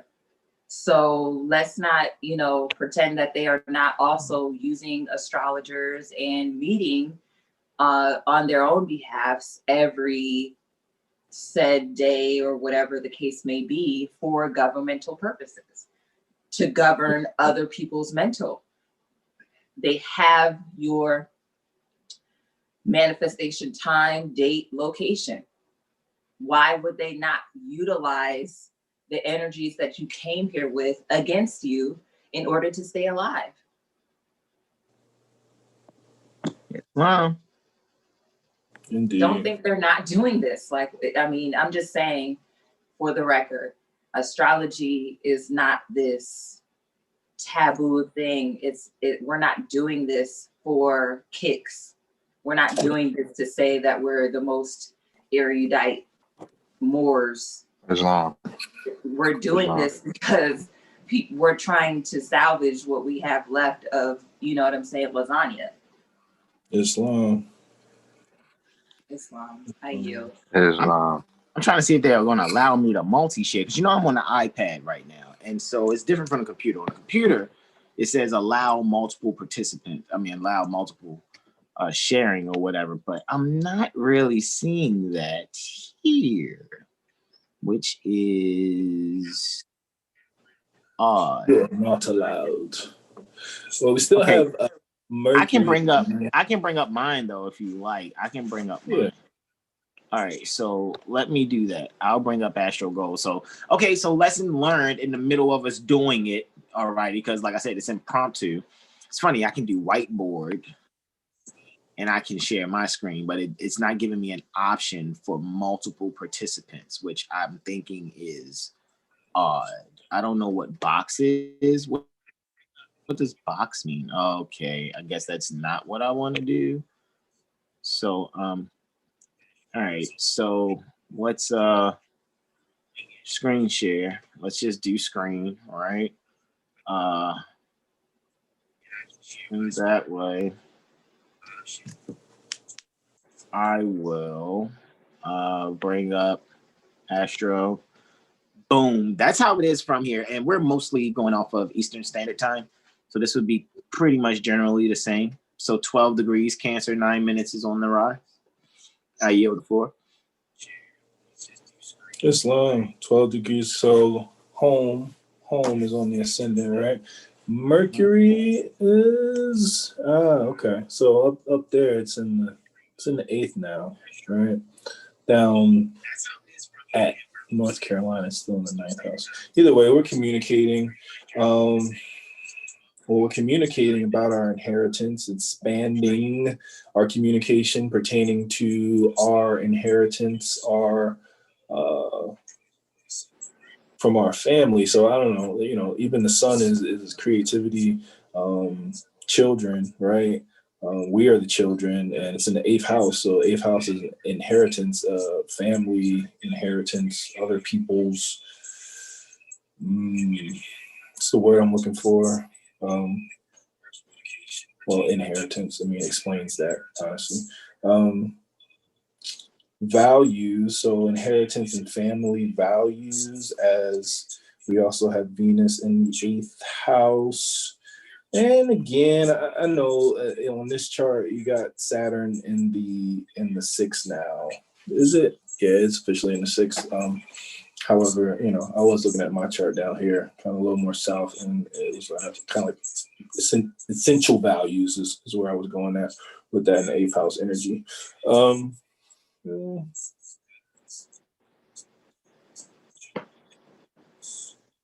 So the moon, which again is home, also kind of emotion. So home, 29 degrees Sagittarius, higher learning, foreign relations. Mm-hmm. Also fascination. You got Lilith there. Pardon me, but yeah, Lilith, fascination and denial with this whole higher learning and foreign relations. I yield Islam. Islam. That's Lilith. That Lilith, wait, okay, you got two. So there's Lilith, and then what's the other one that's opposite Lilith? Opposite Lilith? Or that figure, that glyph that looks like Lilith, but it's turning. Lilith? That's White Moon Selena. Got it. Selena. Matter of fact, let's see. Just real quick, and Brother Jag can have at it. All right. What would be a keyword for sesquisquare? Yeah. Sesquisquare is basically 3 semi-squares. So I like to look at it as like it's just 15 past a trine, so it's like just going above and beyond too much. So you're creating a challenge past. It's like it's already fixed. It doesn't need to be fixed. It's not broken. However, we still have this challenge of trying to still like perfecting it. You know, that's kind of how I look at it, sort of, kind of. But yeah, Selene is conjunct the vertex because it's all at the bottom. But we already know how this software is. Even though we transacted for this software, it probably doesn't have a delineation for it. Let's see. No, not for Selene or Lilith. I doubt it. Yeah, exactly. There's no delineation for it. However, once you really know what Selene is about, and you read about it in different dispensations, and when you read up on these things and you read up on how these things go, what you do is you allow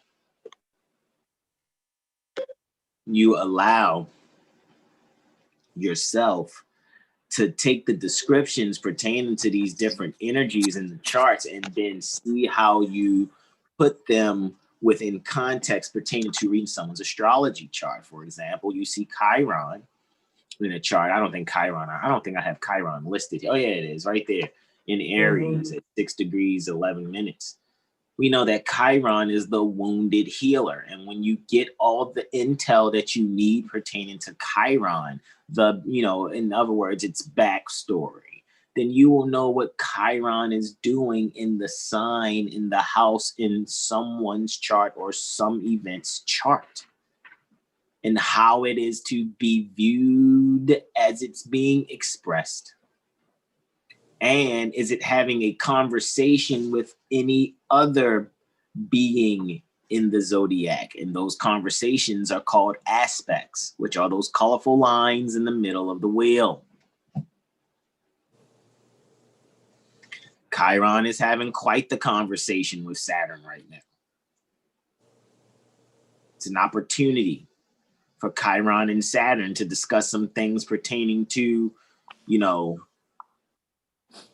wounded healing and discipline when it comes to the affairs pertaining to inheritance and status, because we're talking about the pain in our status when speaking about what's going on at the heads of our families. That's Chiron I just described, and how there's an opportunity to fully disclose what could be hidden there in the 8th house, or things that we need to see about our inheritance in the 8th house, again ruled by Saturn. Saturn still ruling the 7th, 8th, and 9th house. So there's this opportunity to really analyze how to relate to our inheritance. And it's amazing how we started this off. However, it's going to be hard to define who the winners are because we got the moon void, right? We got the moon void in Sagittarius, right? So with the moon void in Sagittarius, playing with others is not very satisfying. Winners are not clearly distinguished from losers, and travel plans go adrift. Travel don't just mean physical. It could mean your communications. It can mean an email, a phone call, a thought process you were thinking about, an event, right? Well, when you said Chiron in the 1st house, or is it in the 10th? It's in Aries, so it's in the first sign. Yes, right, but in the 10th house. In the 10th, rather. I immediately thought the capitulation of our selves. Well, and it's funny. You said the capitulation pertaining to our status, and it's funny because when you think the word capitulation, immediately we should be well studied to see the correlation between the words capitulation and treaty. You don't capitulate with profiteers on the land who are supposed to be, contracting through the foreign affairs departments called state secretaries. And they're, these foreign businesses are doing these things, but then they want you to have a treaty with them because they want to abduct you and then say you have to transact a bail to be released from their abduction. That's capitulation, which is we don't have to do that. There's already a treaty in place. It's been in place in 1786. And if you're on the side pertaining to the so-called United States, we're Moroccan, then we invoke a court of general sessions and to be tried and handle our affairs and engage that way.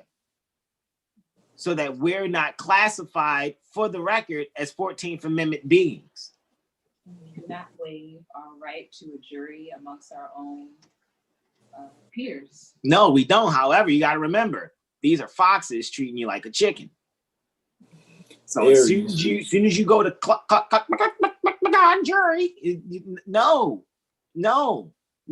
What may have to happen is you might have to be really great at pecking out a fox's eyeball. That's what I'm really getting to. Yeah, that's what I'm really getting to. And it's sad because a lot of times they will try to keep us repressed and they'll put things out there like Muammar Gaddafi to try to keep people from being scared to stand up and have a spirit to fight for what the fuck is ours, right? So, but then they want us to come off arrogant, belligerent, or fearful, and then what they'll do, like certain other Moors that they have done that have been in military operations before, they'll try to use their military history against them, call them crazy, have our other Albion sons and daughters who really are not about maybe restoring the Republic, or they are, however, they're really down with restoring the Republic only for the means of really secretly still hypothecating our state. Well, they so have nowhere else to go. So, they have, of course not, because we're mommy and daddy. So with that being said, it's like now what really should be the conversation at hand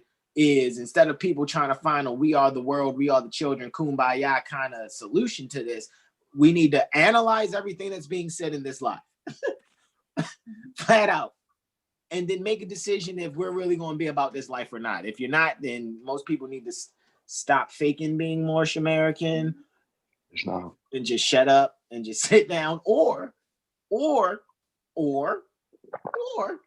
really be Moorish American and really start seeing how we can handle our affairs. And it's not about we need to all come together. We're not going to all physically come together. We are. However, that's not what it's going to take initially. The coming together happens in the mind, and we all conceptualize what is just being said right now in this live correctly and properly and consistently, so that we're not robbed by foxes.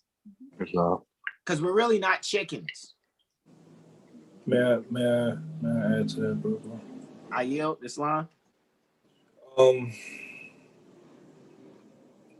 Neptune and Pisces, right? So speaking to the spirit, you said who we are.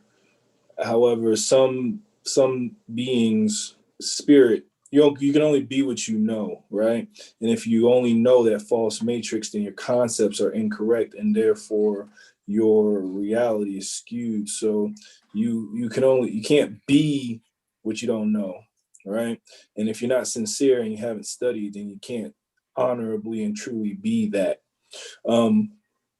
However, again, speaking to the chart, everything you just were speaking of is really that Chiron energy. So like, all right, Chiron, well, let me start with Aries. Aries, self, Mars, ruled by Mars, action, right? In the 10th house, so essentials, status, state, status. Chiron. Come out. What's being ruled by Mars? Aries. Well, yes. However, okay, yes. Chiron would be yes. However, whose house? Yeah, I know it's in the 10th. Okay. It's in the 10th house, and the 10th house cusses in Pisces. But all right, I yield. Again, so spirituality again, but Neptune and Pisces is just that strong spirit, right? However, what I was saying is the wounded healer in that self-status energy in the 10th house still is like all the vibration you were just communicating. And I also just wanted to note that it's interesting because the spirit right now is pertaining to foreign relations, right? And higher learning, as we're still, the subject matter is still, I guess, kind of privy council. I guess it is privy council. At this point, it's common amongst us. However, the stellium has now shifted into, that's 10th, 9th. So that stellium in the 8th house, given that the conversation, or at least the live, started with a lot of that Mercury, Sun, Jupiter energy in the 9th house, it really has me feeling like the unexpectedness that you spoke of pertaining to the live already has some folks behind the scenes gathering, you know what I'm saying, communicating amongst themselves. You feel me? All in the South. Islam. And all in Islam. the South too. Get your people out of the South. And all of this is happening in the South. The South gate is Capricorn, Aquarius, and Pisces. And Saturn is ruling everything in the South right now. Are there any streaming? So let me add to that wisdom Islam. with Mute your Saturn. mic. I hear your background. Saturn. Right. So I'm yeah, so it's like sorry. No we're worries. constructively, right? Constructively with Saturn, because we're dealing with the daytime at this moment. So Saturn is being constructive. We're constructing things as a group. How do we bring our inherited abilities together so we can expand as a nation? Not bad. I see where you're going. You just utilized really all those planets' energies in some way, shape, or form in your delineation. Yes. And the fact that the 7th, 8th, and 9th house, 7th house on Capricorn, 8th and 9th on Aquarius. However, that 9th house ends at that 10th house cusp at 24 degrees, 26 minutes. So everything in that part, that quadrant, is being ruled by Saturn. Saturn has the last say-so of all the activities pertaining to Pluto, Saturn, Venus, Jupiter, Sun, Mercury, and Neptune. So yeah, it's a lot of standstill. It's almost like that part of the song of like, hold up, wait a minute. It's that part. That's what's happening right there. Mm-hmm. And everybody's in the crowd with their hands up waiting for the beat to drop. That's what's happening right now. You know what I mean? That's what's actually occurring. I mean, that whole quadrant, the whole south part of the zodiac is being ruled by Saturn. Saturn is not playing. Saturn already rules the south because it automatically rules Capricorn and Aquarius anyway. However, most of the planets are there. And most of the planets that are there are planets that rule or co-rule 2 signs, or they co-rule 1 sign together. Think about it. When it comes to Pluto, it's a co-ruler with Mars. When it comes to Saturn, Saturn's holding down Aquarius and Capricorn. When it comes to Venus, Venus is holding down Taurus and Libra. When it comes to Jupiter, that's Pisces and Sagittarius. When it comes to Mercury, that's Gemini and Virgo. Most of the zodiac is in council with the sun right now. That's a great meeting that's on right now. May I add to that? I yelled, and then Brother Jack can complete his thoughts too. Go ahead. What are you saying? That was it. Per the Encyclopedia of Astrology, just to give some on page, I'm reading the houses, the 10th house in a mundane figure, just to give some kind of, I guess, structure to the 10th house and what we're talking about or been talking about. What page you got at the top? Page 218. 218? Yes. All right, hold on. Let me get them here because you got the physical book. Yes. I want to actually show them what page. And Jack, don't forget where you were going with it because I'm just kind of adding like a little bit of lasagna. So in a mundane figure, all right. So you're reading from the second paragraph. All right, yes. I'm gonna zoom in for them in a mundane figure. Go ahead. Right. The chief executive, where I was really going with it, I wasn't going to read the whole thing, but since we're reading together, I will. The chief executive as occupying the control tower of the nation. So the wounded healer is in the control tower of the nation. Excellent observation, Mother Sekhmet. That's a gold star observation. Continue. Yes, the political party in power. So the consuls, right? And it's on Pisces. The 10th house cusp is on Pisces. So you're talking institution, spirituality, illusions, flooding. We just talked about maritime law and the pain pertaining to it. Right. Go ahead, I yield. Yes, eminent and famous persons, and those upon whom rests the nation's honor, reputation, and standing among the nations of the world. So where do we stand among the nations of the world? Exactly, which is why I said this is why we're talking consular affairs, consular venue. How does this tie in to Zodiacal review? This seems boring. Look, we're not talking to Boom, Quisha, Pookie, and Ray Ray. When we're talking to nationals or people who are purporting to be sincere in taking their place amongst the affairs pertaining to minds, I yield. So, continuing the national power, trade, culture, ideals, and ideals, which is an interchangeable keyword between Mina and Mesha, or Pisces and Aries. I said it in Hindi, right? Mina and Mesha, right? So ideals, because some ideals are looked at in the imagination. That's kind of that 12th house Piscean, Jupiterian with the help of Neptune type energy, or ideals in the mind when you're bringing that to the forefront, spearheading ideals pertaining to Aries. That Martian kind of, energy that can seem unpredictable. However, is very constructive, especially when it's in Capricorn. I yield. Islam. So ideals and achievements.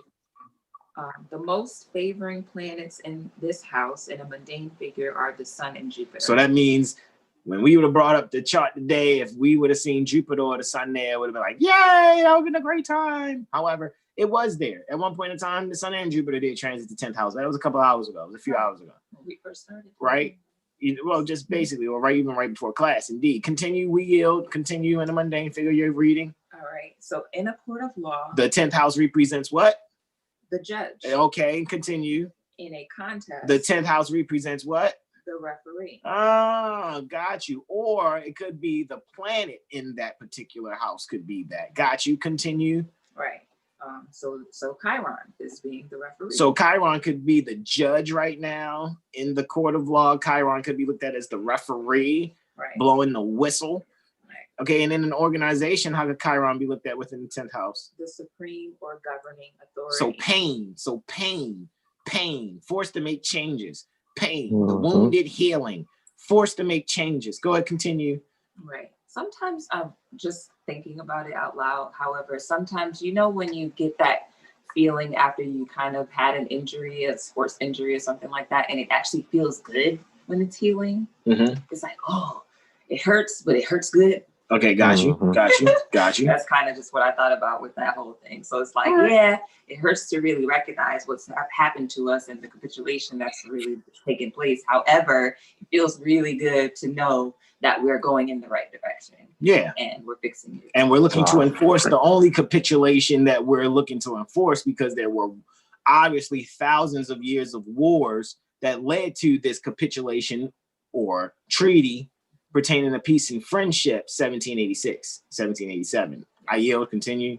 Islam. So the president, we're still talking about in an organization, the president or chairman of the board. All righty. So now when you're looking at that, right, when it says president or chairman of the board, right, now let's say if I did this and went back and just went off of the word chairman, right, and then wanted to bring up, let's see, just the word chairman, and y'all know how I think, keywords go off in my head. So I'm thinking divine constitution and bylaws off the break. Right now I'm thinking Act 1 pertaining to the divine constitution and bylaws, right? Because we're talking civics here. We're not just talking some group club membership, all righty, with a group of people who is looking to make people that speak about these things, these civic affairs, these civic ideals, which Prophet Noble Drew Ali actually brought us in the early 1900s. All righty. So I don't have a club membership agenda with some lodge members who wear a fez in these temples. However, they are assisting in hypothecating our estate. They are against the prophet. Act 1. Who would like to read? Because we just read about chairman. I would like to read it. Who's that planet in the 10th house? It's the chairman. Go ahead, mother. We yield the floor. Okay, Act 1. The Grand Sheik and the chairman of Moorish American. The Grand Sheik and the person sitting in the 10th house. See how he's doing the Zodiacal thing here? Go ahead, I yield. of Moorish America are empowered to make law and enforce laws with the assistance of the Prophet and the Grand Body of Moorish America. The assistant Grand Sheikh is to assist the Grand Sheikh in all affairs if he lives according to love, truth, peace, freedom, and justice. And it is known before the citizens of Moorish America. Now, some people going to be like, oh, but it really supposed to say not Moorish America, it's supposed to say Moorish Science Temple of America, or it should say the Moorish Holy Temple of Science. However, what I recognize is the spirit pertaining to some form of unity, at least in that text, even though I even recognize the quote unquote revised wording. However, what I'm pointing out is, first of all, while we recognizing that Act 1 is the divine constitution, and the bylaws is 2, 3, 4, 5, 6, and 7. I just want to see if we can see that, because it's right there in our face. I ain't gonna even adjust the screen. It's right there. Before you even get to Act 2, it's the bylaws. So the Constitution is Act 1. And the bylaws is 2, 3, 4, 5, 6, and 7. Now, when you have a trust, 9 times out of 10, you have an indenture, right? You have an indenture. You have articles of association and bylaws. The articles of association is usually also looked at as a constitution. But those are the 3 things that make up a trust: indenture, articles of association, and bylaws, right? I'm just looking at that alone. I don't care what organization, group of Moors, subgroup, sect group, subordinate. I do not care. That's not what I'm talking about right now. What I'm speaking on is what Prophet Noble Drew Ali brought. That beloved brother right there in the middle pertaining to the divine constitution and bylaws, standing due guard with his hand appropriately positioned. Ain't no wide fingers, ain't no thumb pointed up. It's straight up due guard at the heart chakra. No games.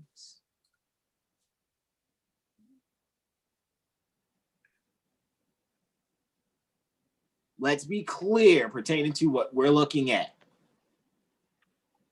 All righty. And again, this is on YouTube. So that means that people can criticize this, right? At will, right? I doubt if there'll be much correction. And if there's anything that can be said, we should be adding to ourselves. However, again, this is the problem here. Instead of us taking care of our consular affairs, there's a lot of infighting that takes place. Islam. And the infighting takes place because of presentations like this, because people who think they own and control the Prophet and the Moorish Science Temple of America. Islam. And we're looking foolish.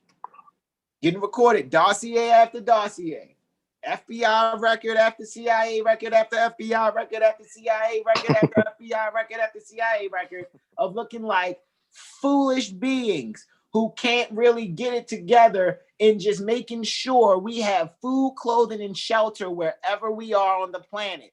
That is consular affairs, period.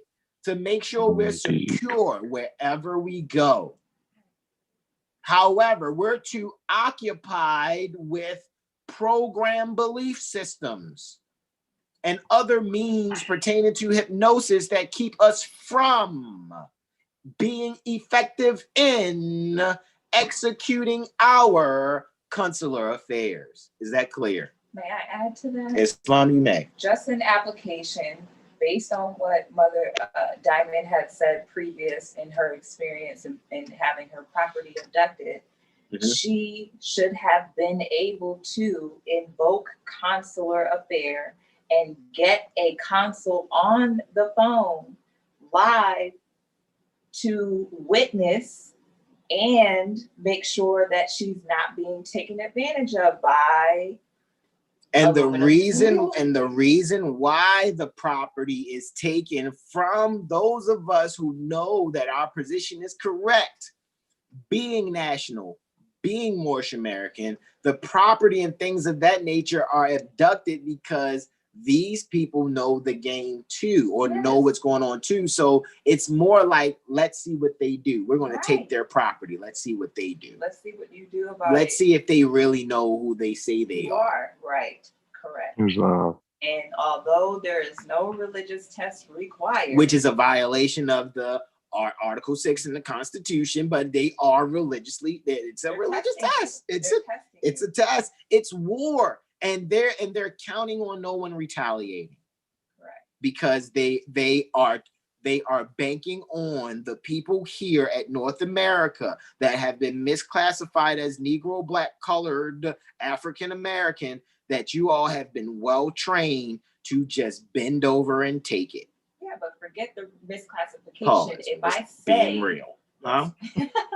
If I say I'm a Bay or an L and do not uphold the activity that comes along with the title of nobility, then I am just as in the wrong. I am.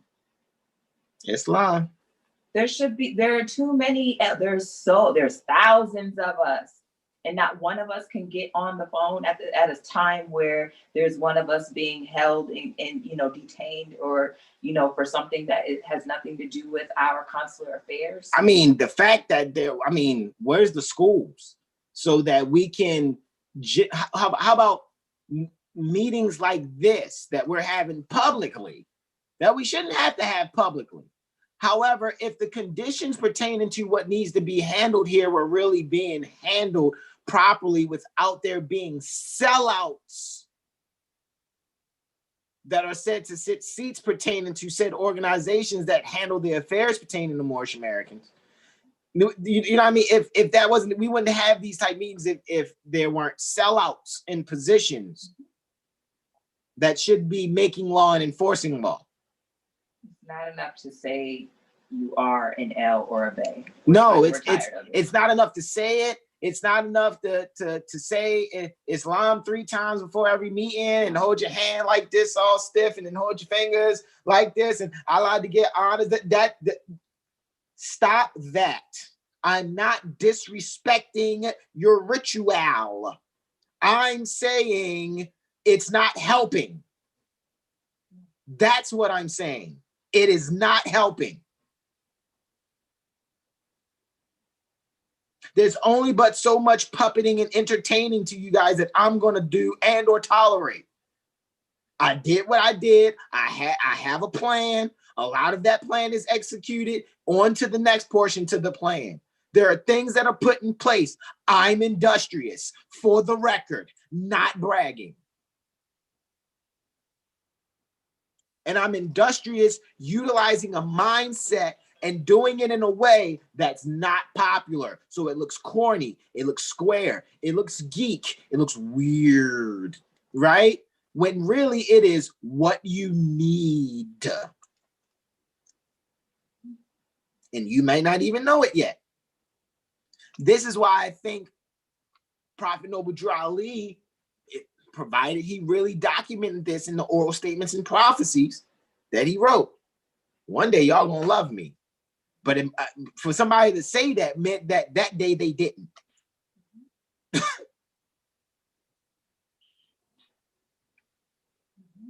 Because they couldn't see and or recognize what is even being communicated now 108 years later.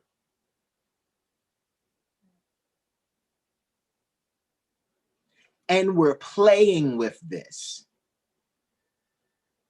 But guess who's not? Who's not playing with it? Aluminum foil. Aluminum pan. Aluminum pan and plastic wrap.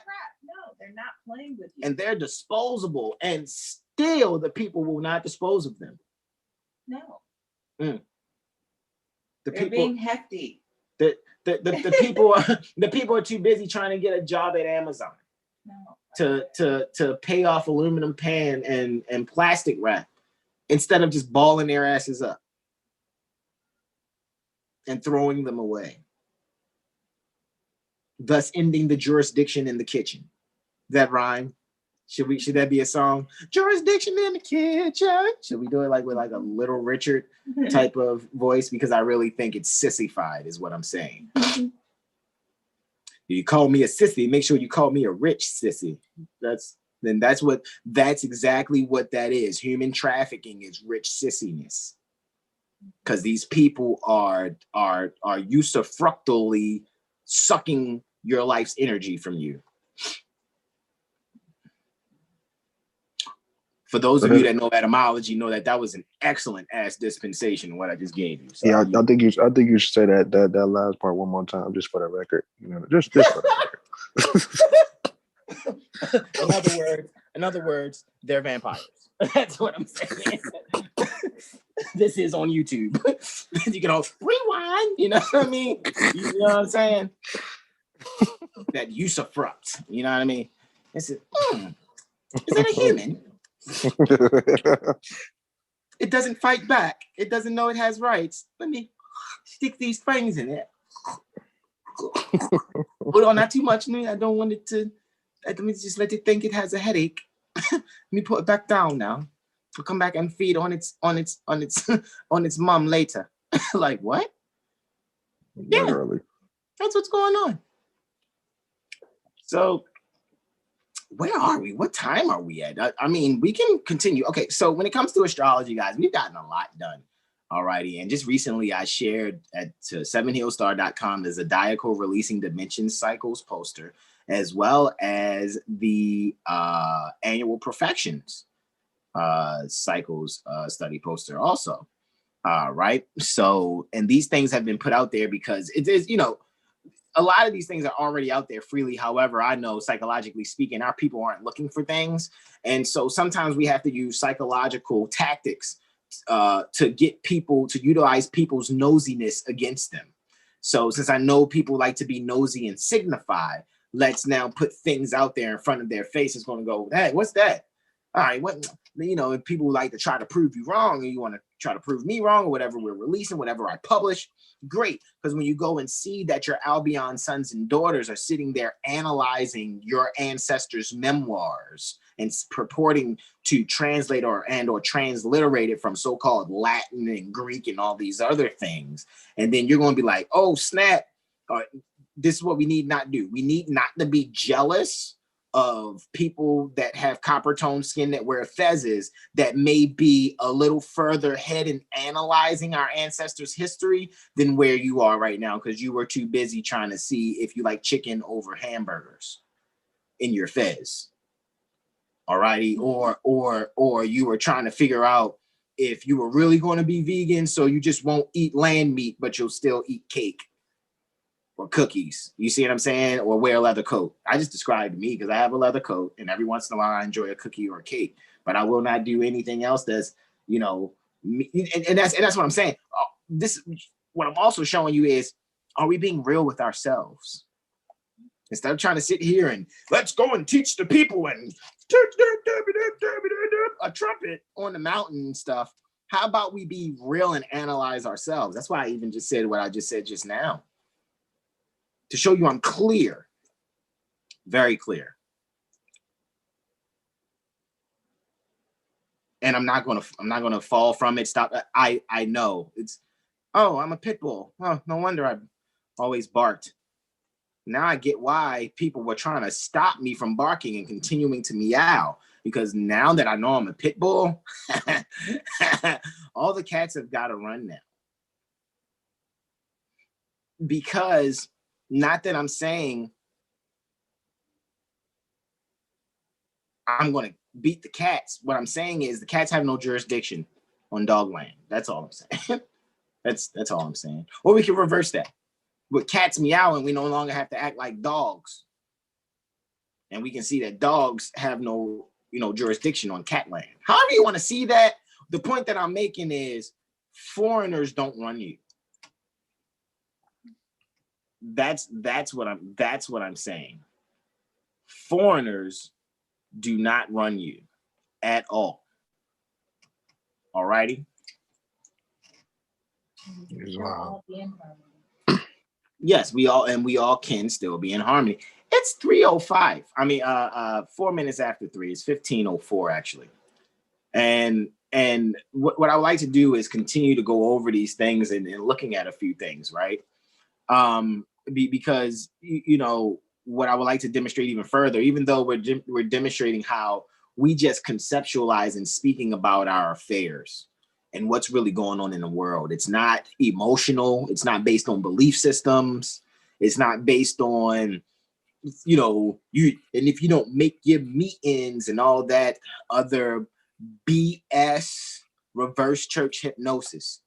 All righty, because there's a lot of people playing with y'all birthright because they're sore because they have not been effective in their affairs. Really, not really, man. And let's be clear, there's a lot of people who look like you, sound like you, wear feathers like you, and turbans like you, who are also playing with your birthright. Yeah. Islam. Yep. Very Islam. much so. Very much so. So, with that being said, I like to bring up, you know what, because we could look at a few things.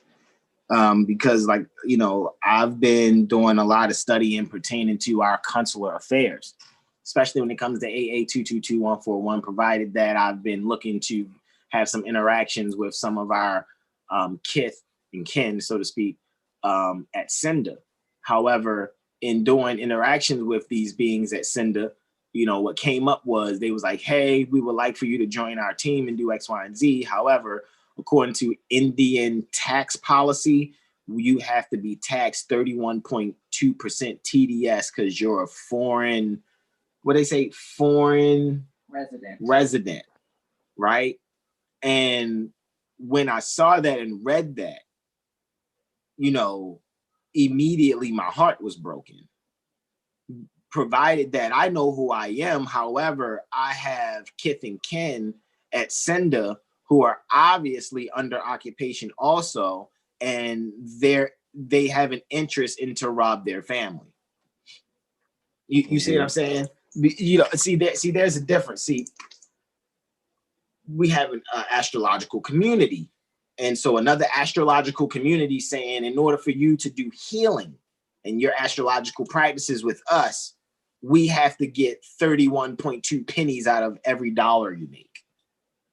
No. And that for me was like, I know what I'm working on with my brothers and mothers in the background. And that right there, for the record, that was it. That was the straw that broke the camel's back for me. That was it. That was it. Because I'm sitting here really seeing like, all right, man, this ain't gonna keep going down like this. All this keep having to not get respected. Like, it's like, oh, well, this is the way that the world works. And, you stop looking at it like you're trying to get something for nothing. Why don't you guys just go along and get along and pay your taxes and do this? It's like, yo, hold up, yo. Is everybody really looking at how things are set up? Are we really getting back to nature's God and nature's law? And then how can people say they're about Prophet Noble Drew Ali when stuff about taxes and all this stuff, prior to 1913, everyone held a lodial title. And after 1913, now you're talking about the deal at Jekyll Island. You're talking about the Federal Reserve Act.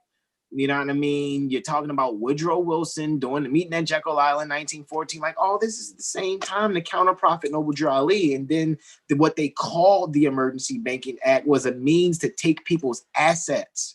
So you don't have gold and or silver so that they can deposit it, make it a crime if you have possession of it, so that you can be forced into a jurisdiction that's classed being 14th Amendment citizens that have no assets to balance the books to your liability. So now you're going to be in debt in perpetuity and expected to continue to be an idiot, which in Black's Law Dictionary 4th edition means one who is thought to never, gain the knowledge pertaining to their nativity. So you're not dead, you're dead. You're black and you're an idiot. And I'm not talking skin complexion. I'm talking to anyone who is dead in the mind and do not know their nativity. That's it. That's all. That's it. That's all. Any questions, comments, and or suggestions before we look into a chart or look up something? Or I ask you guys, what do you want to analyze zodiacally? All right, Brother Jag, we yield the floor to you, beloved Islam. No, that was really it, yo. The whole constructive group work, that was really what I was emphasizing with Saturn, off of what Brother Corey was speaking on, Mother Segment and Mother Diamond. It's really constructively bringing our inherited abilities together to not rely on an outside source other than ourselves. That's pretty much it. Islam. Teamwork makes the dream work. In the 9th house. Islam. That's right. Now Jupiter's ruling the 9th house. So now Saturn's only 2 houses. Is being a dispositor for 2 houses. So still technically, Saturn ruling, being a dispositor for Jupiter, still has a say-so in the 9th house affairs that Jupiter is the dispositor for. However, again, we're just unveiling these things pertaining to our inheritance. There's a lot of 8th house things going on during this, workshop. And it's so funny how we're unfolding it on the internet. This is the first, because I do not practice this.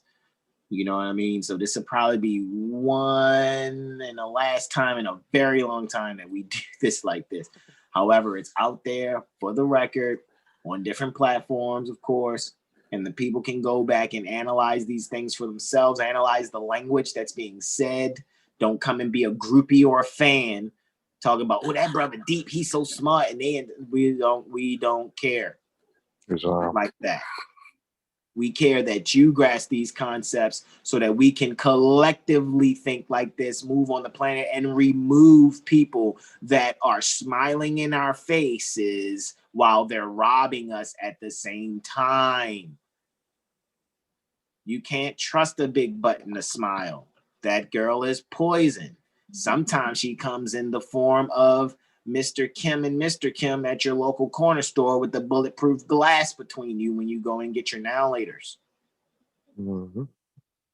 Or your Laffy Taffies. Or your bag of chips and cheese doodles. Your edible crack. You know what I mean? Basically, these are the people who smile in your face. However, they have their business set up encroaching upon your neighborhood while they domicile in the suburbs, or they domicile in a house located within what is called the suburbs. They're not domiciled next to you. And Mr. Kim or the Changs or Mr. and Mr. Lee that is domiciled in the city, 9 times out of 10, they done had some real hood experiences, which changed them up a little bit. So they not really as national as they really would be. So they have gotten into a little bit of the black themselves. May I ask how they're domiciling anyway on our land? Aren't they just residents? How are they domiciled? How are they doing business, encroaching upon the neighborhood, and then supposedly having a tax break for 7 years? Again, we're back to Article 6 and treaty and how to engage. You're telling me people can be nationals from other places, have dual citizenship, and be successful. However, us here, we're not doing that. However, you have Moors that talk about naturalizing. Do you have Moors here that talk about, oh, well, instead of nationalization, you can nationalize, but then you got to naturalize too, so you can have a dual citizenship like the Chinese, like the Manchurian. Like time out. That's the biggest smack on the forehead. I'm just saying, for somebody to say that, what I see is that the Manchurian then is robbing us too. Yeah, they are. Because you're not supposed to be here doing that. However, since we're not speaking up collectively, the people are like, well, if they don't care about the finances falling out their pocket, I'm just going to pick it up and run with it. Well, hey, you're robbing them. Well, they don't seem to care that they're dropping their gold coins out their pocket. So we're just going to keep robbing their estate. They're dropping coins, calling themselves Negro, Black, Colored, African American. And there's no African America that any cartographer has placed for us to identify on a map. Let alone it doesn't exist in any of our ancestors' memoirs when I go back and read them. I don't see African America in Greek nor Latin or Hebrew. So it doesn't exist. It never existed.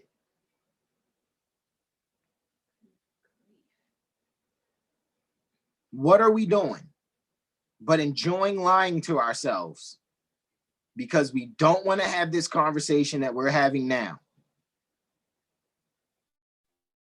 How does lying to ourselves feel? Is it enjoyable? Does it taste good? Does it feel good? Is it an American dream or is it a nightmare yet? Have you realized that you need a passport to just go to your room? Imagine going to Brazil was you going to your room, and halfway going upstairs to your room, somebody go, hey, you need a passport to go to the second floor. Like, whoa, hold up, what? It's my mama house. Yeah, but according to the National Second Floor Border Patrol. What? Since when? Where's that in the Constitution? Look, man, we ain't got time for you in that Constitution. Look, if you're not gonna comply, then we're gonna have to detain you for non-compliance, according to the Second Floor Border Patrol policy, section 1-27. We're gonna fuck you out your inheritance -306. Like what? Yeah, what we're not saying. What is going behind on? the big man, I'm the whiz back here. What I'm not saying is I declared war on you. Basically, I declared war. You're an orphan pertaining to that war because your ancestors died. You don't remember it, and so we're going to tell you how these things are going to go. Are we clear? Like that's what's happening, and that's again aluminum pan and plastic wrap. Yeah, but we didn't lie because we told you we were reconstructing the history during the Reconstruction era. So, while at the same time killing off people that could tell the youth growing up. So we killed off the elders that could tell you, and then we collected the youth, made them orphans so that they could help us in building further, taking over. Well, you're not supposed to go past 1492, Hassan. Well, what makes you think you're supposed to go past our history? It's so funny because you brought up 1492, and the only thing I can think of is Christopher Columbus is actually a process, not necessarily a being. I think it's an anthropomorphized process that purports to hypothecating our estate.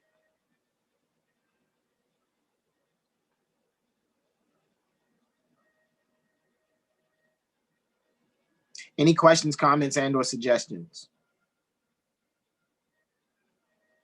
Any questions, comments, and/or suggestions? I have a comment. Listening, we are. Quote Charles Mosley Bay. Do you know of any being that is superior to you and your mother? That is in the introduction. That's in the introduction pertaining to Clock of Destiny, Book 2, right before the table of contents. So before the book really starts, you're saying? Yep. Yeah. Indeed. Yep. Islam. So with that being said, now we need to look and think even further into what our position is. Is our position just looking at YouTube and mentally masturbating off the words of those of us who have sincerely studied? Because if that's the case, you're just a mental masturbation artist who is not going to be helpful in us taking the place amongst the affairs of men, taking the place amongst the affairs pertaining to minds, right? Which means that you're going to be the one that actually takes on the pain that comes with not taking the position in your consular affairs.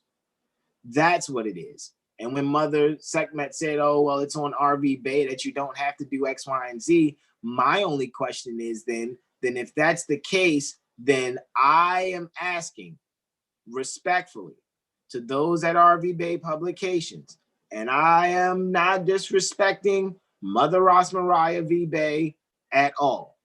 You know, I'm not really disrespecting anyone, but I'm not kissing ass either. So I'm not doing that. I'm not no simp. All right, I'm not doing that. You know what I mean? I respect Mother. Islam. All the praise due to balance.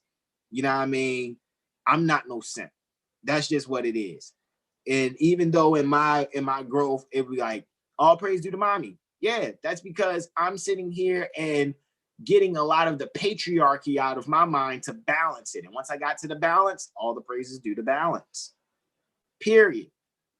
Because that keeps me out of the mystification and the mysticism. That keeps me out of ass kissing. Period. Wow. So that I can stay objective. All righty. And in staying objective, that allows us to really care for our loved ones. All right. So Indeed. I challenge anyone at RV Bay Publications. Then what you do is, if that's the case, I know I studied. So I don't have to hear them say, oh, you just need to sit your ass down and study. I don't need to hear that. I did it and still do it. However, to say that that's not needed without actually something being said, what does need to be needed, which actually what does need to be needed is clear. If you're going to travel, let's say you want to go near that corporate jurisdiction that they call Toronto. However, they have, you know, a so-called border patrol there. Now, you want to be able to travel from point A to point B without being accosted by aluminum pan and plastic wrap in the form of Canadian Border Patrol. All righty. So now this Canadian Border Patrol is presenting an obstacle. It's an obstacle. All righty. So now with this obstacle, how do we handle this obstacle? However, when being one who studies through Moorish Heritage and History School, like myself and others here in the Zoom room, we know that we are to have our writs precede our special appearance before making that travel there, so that things are in line for us to proceed unencumbered.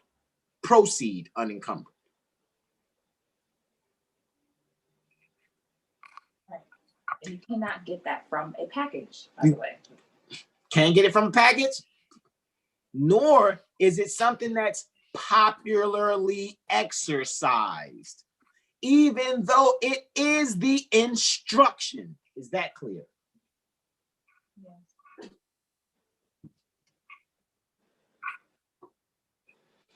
A lot of times it's easier for instructions to be followed when they come with death-filled consequences.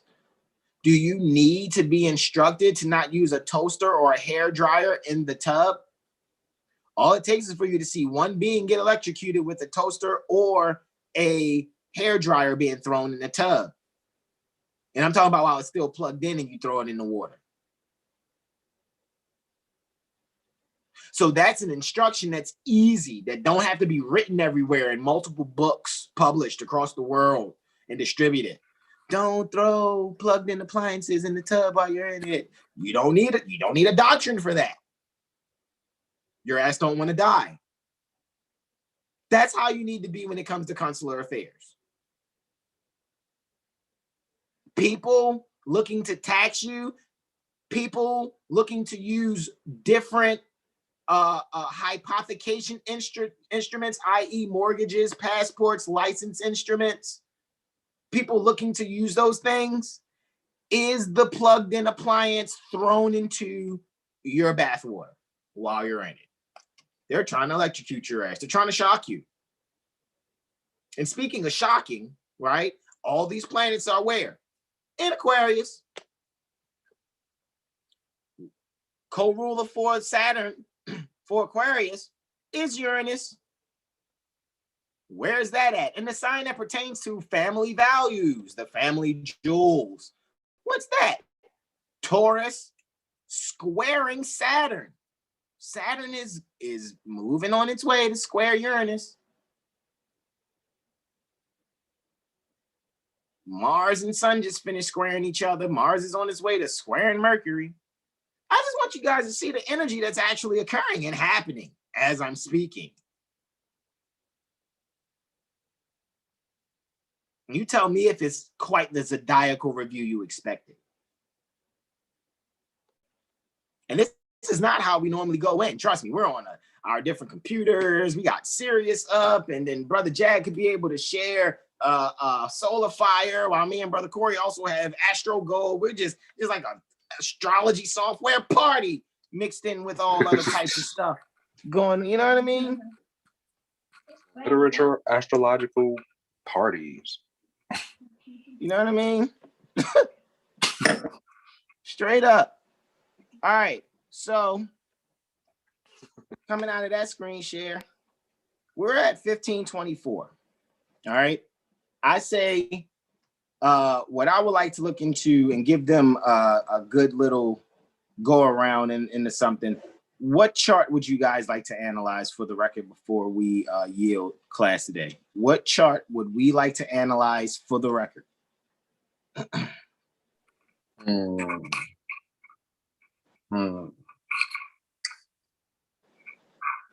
Well, I'm gonna ask the group, did you guys have any, before class started, did you guys have any charts to analyze in your mind before class started? Anyone other than Brother Hassan?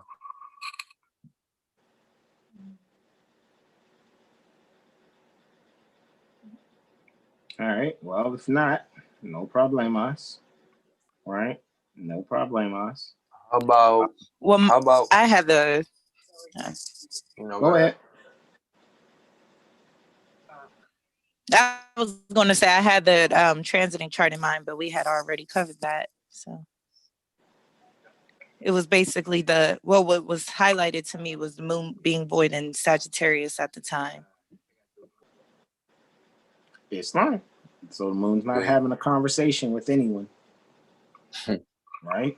Moon's not having a conversation with anyone. So we were speaking earlier on counteracting, Woodrow Wilson counteracted Drew Ali in 1914. I say let's time travel to 1914. What was going on around that time? Interesting. Do we want to see when the Federal Reserve Act was established? What about 19? How about we go a little bit before that actually occurred? Okay. So let's find a date. Indeed. Let's do what we do. Let's kind of show what it is that we do when we're researching, right? Let's not just look like, oh, we just know this, la la la. What about this is just a suggestion. Gotcha. Around the time that George Washington wrote the letter I like that a lot, actually. The Sultan. December 1st, 1789. I like that.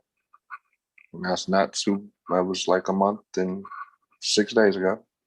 And then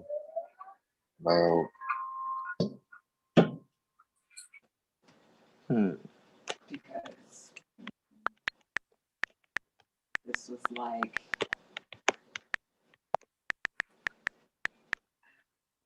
I don't know, it just seems like the one time on the record, not the one time, however, one of the most outstanding times that they knew their place, aluminum pan, and Indeed. On specifically to Northwest of Exxon. Indeed, and we're all seeing this in the screen share, correct? Right now, right? Indeed. All right. Correct. All righty. So I'm going to go to rvbaypublications.com because, again, I'm a student pertaining to Moorish Heritage and History School. However, just because I'm a student of Moorish Heritage and History School and on my literature it says, go and learn the truth pertaining to your nationality and birthrights, go to rvbaypublications.com for the record. RVBayPublications.com or people that operate it or whatever, they do not compensate me for that. I'm only documenting my experience. And in my experience, this is where I have gotten information. However, I do not rely on paperwork to save me. I rely on my competence and my comprehension pertaining to the subject matter. That's what I'm relying on. Period. I don't rely on anything or anyone else outside of me except my own conscious comprehension pertaining to it. That is it. That is all. Are we clear? Clear. So We are clear. From Islam. Letter from George Washington, the Sultan of Morocco. This is the PDF provided for by RV Bay Publications. From documents pertaining to American history. Letter from George Washington to Muhammad ibn Abdullah, Sultan of Morocco. So now we have a place and we have a date. We don't have a time, so we're going to utilize 12 noon when we cast a chart on this. We're going to cast a chart, right? The place, it says City of New York, December 1st, 1789. So now my mind thinks, wow. So this is a letter from George Washington to Muhammad ibn Abdullah, Sultan of Morocco, Morocco, the empire. So this letter goes to a part of the land that is identified today as the Empire State. Yes. So the Sultan of Morocco is receiving this letter at what we know as New Amsterdam, land of Nod, contemporarily identified being the New York State Republic, provided we're using Article 4, Section 4 jurisdiction. Great and magnanimous friend. He starts off brown-nosing this George Washington guy. Oh, yeah. So one or two things after the brown-nosing ass-kissing pertaining to Muhammad ibn Abdullah. He's kissing his butt, opening letter. Great and magnanimous friend. Now, he's either going to say, my man, we 100 grand, we've been doing all right. I'm glad relations between you and I is 100. Or he going to say, we running off on the plug. That's the only two things we're about to read right now. We got to see which one it is. Is it A, I'm glad we doing business together. I'm glad we all doing what we doing. Or is it B, you know what? I'm glad you looked out for me, shorty, but I'm going to run off on the plug. Holla at you. Since the date pertaining to the letter, since the date of the letter, which the late Congress, stop, late Congress, I thought George Washington was the first president. What's this late Congress? So right there, George Washington himself admits he's not the first president of anything. However, if you don't know how to read, you'll go right past that comma and start reading by their president. Stop. Since the date of the letter, which the late Congress by their president, who's the president of the late Congress when George Washington's supposed to be the first one? And why is he writing a letter to some Sultan guy near New York? 2 years after the treaty. 2 years after the treaty? Which means what's about to happen is a constitutional convention. That's what's happening 1789 also. All righty, that's what else is happening in 1789. Because remember, 1791 is when you got to ratify the Constitution after all this Treaty of Peace and Friendship stuff that's happening.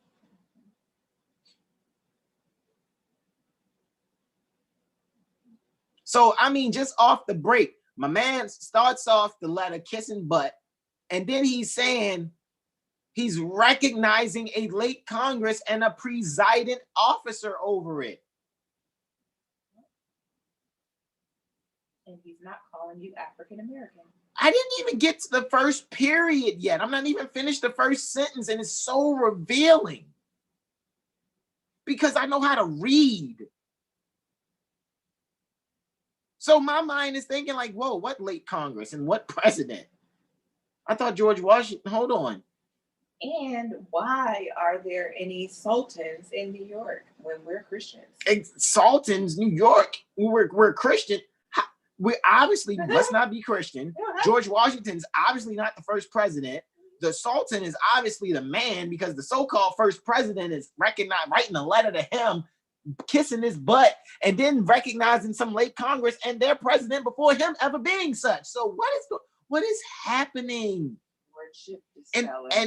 and wordship dispeller, right? And why isn't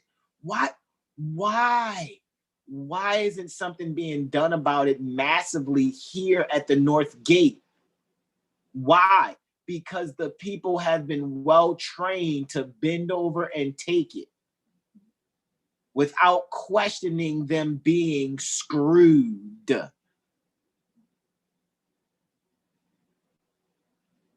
We're not crazy.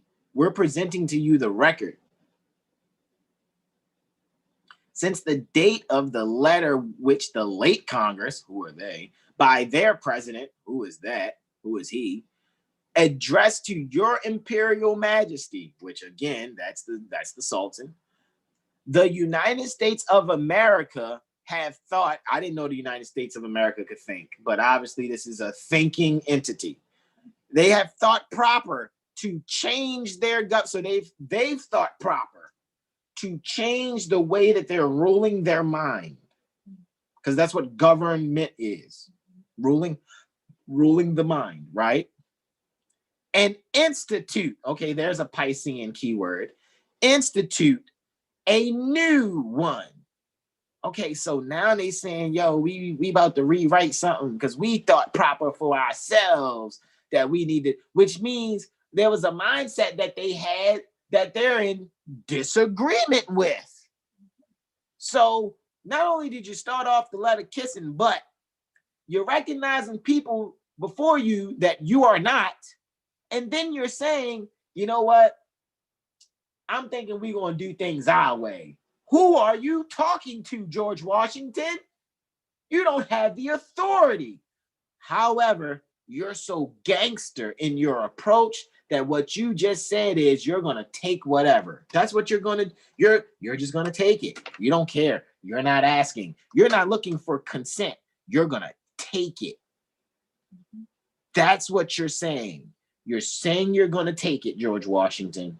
You're saying I declare war. Period. So what are we doing? Literally, we need to ask ourselves, what are we doing?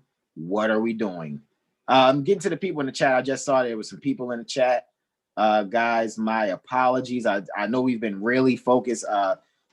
Mother Christine, Mother Sahara, peaceful greetings to you. Right? Indeed.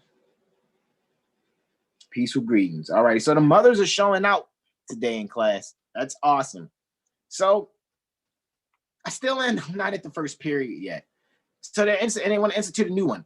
But the new government that they want to institute is one that is agreeable to the withstanding state. Okay, agreeable to the Constitution.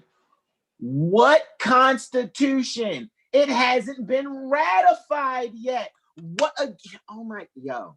I'm telling you, yo, if I had a time machine, I'd be like, George Washington, what are you talking about? Because most people here that are under the occupation, under the John D. Rockefeller and Frederick T. Gates indoctrination institutions, falsely called schools, they didn't get that. So what are you talking about?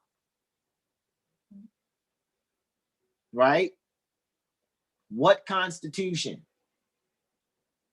If there hasn't been a ratified one for the ratified Constitution, for the North American Republic Constitution, he's got to be referring to Guyana Shagoa, the Great Law of the Peace.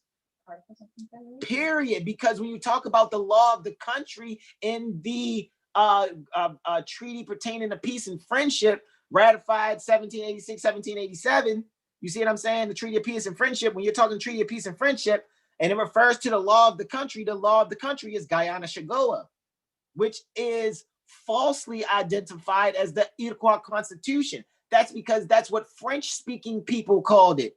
We're not Iroquois. We are Haudenosaunee. We're the people of the large house. The large house people, the big house people. And the big house, or the people of the big house in Irish, is Baile Tigmore. Baile Tigmore, contemporarily, people of the big house, is now called Baltimore.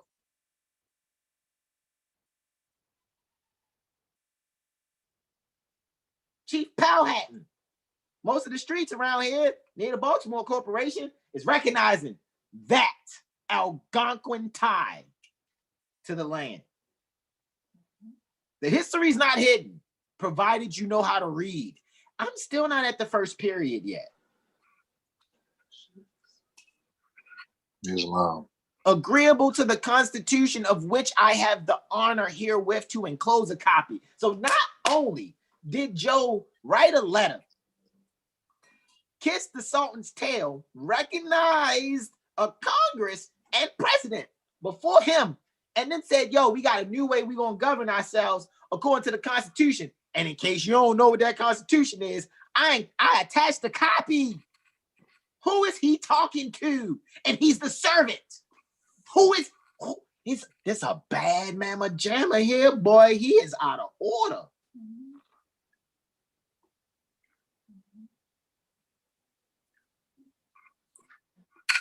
However, we allowed that here. Yes, we did, and we still are. And now we're sitting here talking about, hold on, we got to get a job to make sure aluminum pan and plastic wrap don't arrest us. Do you see the letter that aluminum pan and plastic wrap wrote to lasagna? That's what we're showing you. We're showing you the letter from aluminum pan and plastic wrap. It's just aluminum pan and plastic wrap is identified here as George Washington, and lasagna is identified as the Sultan of Morocco, Mohammed ibn Abdullah. But our people want to look at it like it's deep world history and knowledge that we've got to have. Well, that's not what it is. You just don't know how to read. And this presentation here on YouTube is not a means to make you feel bad about yourself. Since my brothers are in trouble, I'm not forsaking them. Since my brothers are in trouble, I'm assisting them. I mean, since my brothers are in adversity, I'm assisting them. And since my mothers are in muddy thinking, since my mothers are in trouble, I am not forsaking, I'm not prosecuting, I'm not chasing them. I'm showing you all we are not thinking on certain frequencies. That is it. That is all. That's just the first sentence, y'all. Do y'all see what? Great and magnanimous friend. That's the butt kissing. Since the date of the letter which the late Congress, who are they, by their president. So who's this letter that's written by this president of some late Congress? Who is that? Addressed to your imperial majesty. So in other words, it's a letter that was written to the same guy that George Washington is writing to. So the United States, okay, so it's like, since the date of that letter, which the late Congress by their president addressed to your imperial majesty, since that date, the United States of America have thought proper. How? You're not a proper person. How are you having proper thoughts? Because there's a treaty and they got their heads filled with gas. Because there's a treaty, they got their heads filled with gas. So that means now to not follow what is due.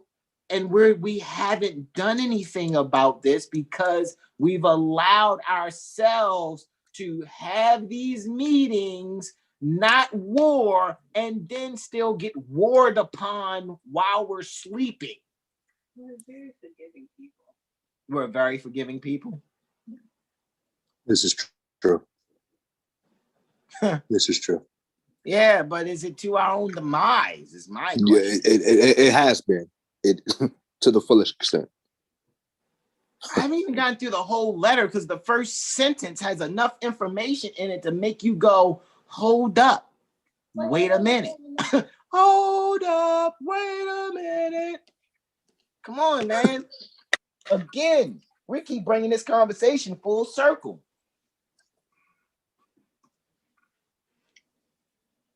What are we really doing? All right, now, we're not here to really go over the whole letter anyway. But Sure. let's cast a chart. Let's see what we can cast a chart on. Let's just cast a chart for New York, December 1st, 1789. Right? Let's do that. Right? Let's edit a chart. Let's call it Letter to Sultan, right? Letter to Sultan. That was right, December 1st, right? 1789, right? We're gonna set it for noon, right? And it's near the New York, right? Corporation, New York State Republic, right?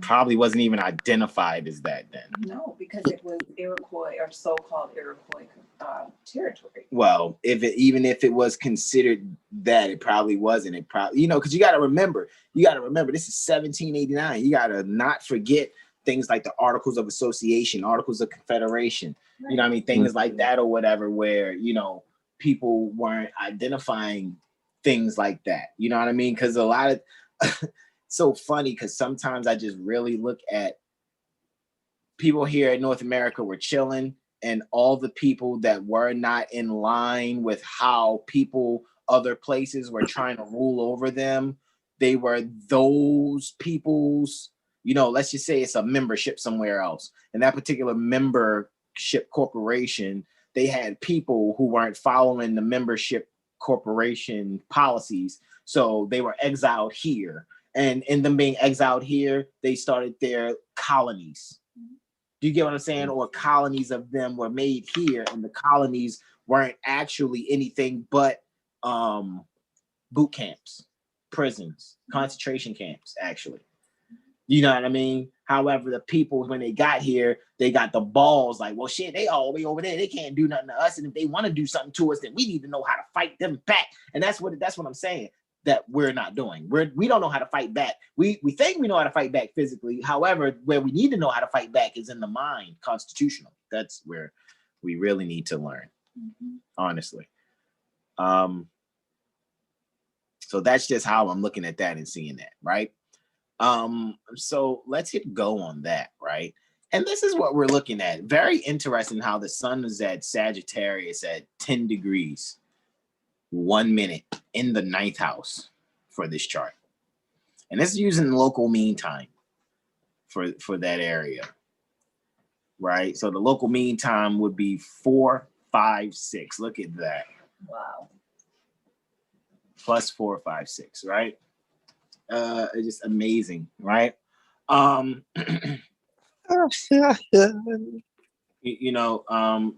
just really looking at that, just automatically too, what's so hilarious is the fact that it's 28 degrees is the end of the astrological area for Aquarius. 22 to 28 degrees is the astrological area. And we're going over this pertaining to our zodiacal review, and that's right around the area where Mercury went retrograde, appeared to start going retrograde, right around, those degrees. However, I'm gonna yield the floor to you all. What do you see? Pertaining on what we just read, George Washington's writing this letter. What do we see here? What's happening? So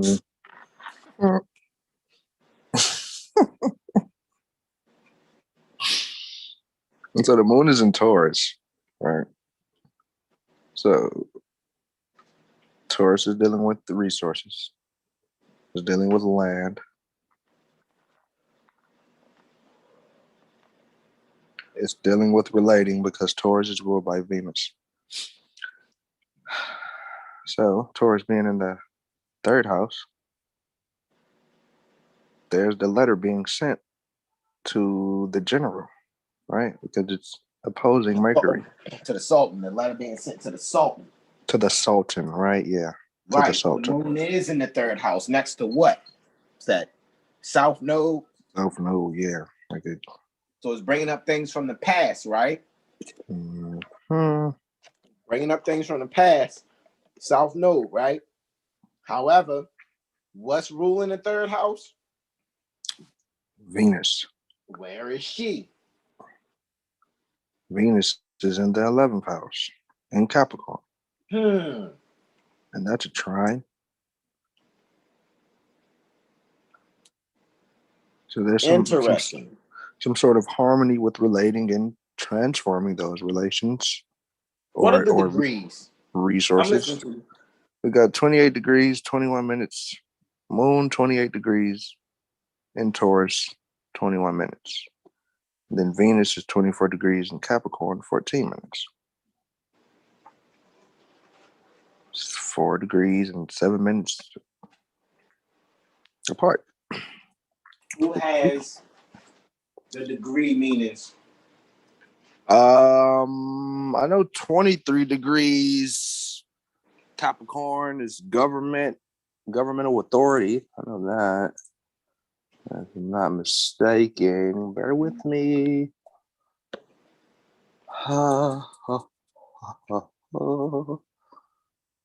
Yeah, 23 degrees is governmental authority in the music.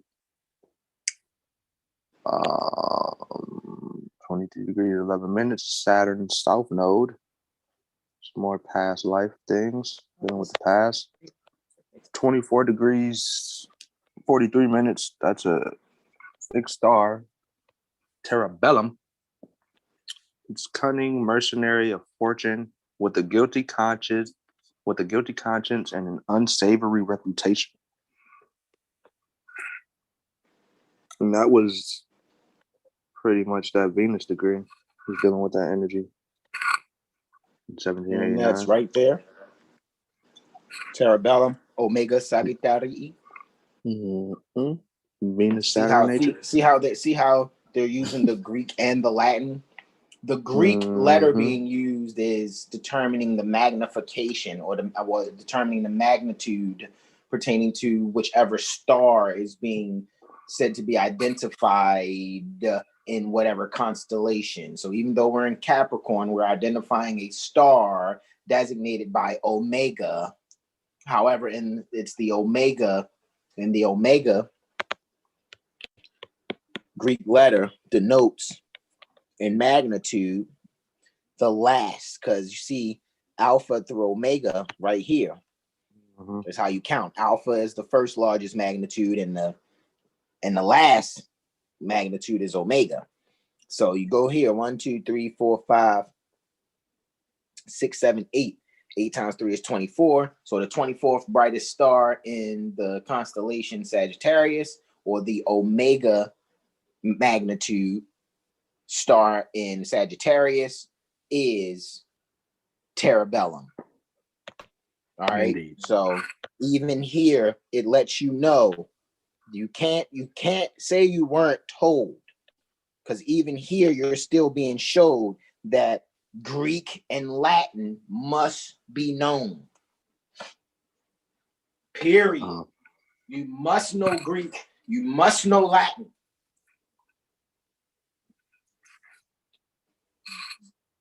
And it's not hard to approach. All right. Because we have that too in here. Just like I brought up any other document in iBooks. We got the Greek stuff too right here in iBooks too, guys. It ain't hard to go over it. We practiced it, what was that, 2 cycles ago?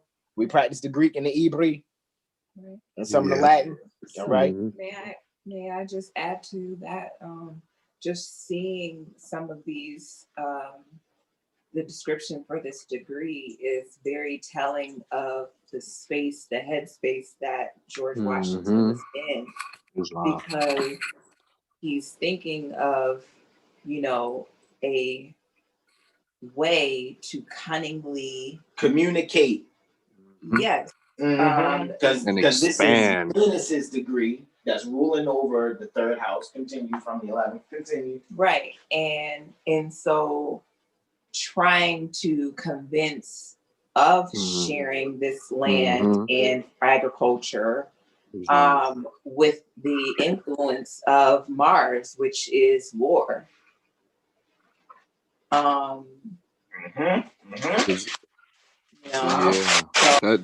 makes me want to look at Mars now in the chart. Where's Mars at in that chart? Well, Mars is in Leo at 26 degrees. What's up? Oh no, Pardon me. I apologize because the screen that I was just looking at said the exaltation of Mars, but I didn't see the degree, so I was kind of going too far down that.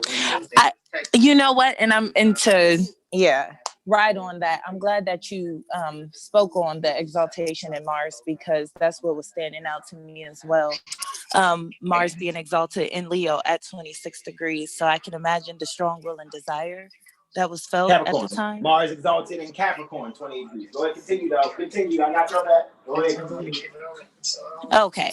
Oh, well, Right. that was pretty much that. I'm sorry. I thought I was looking at Leo in the South Node or Descendant Node at that time. 26 degrees. Right.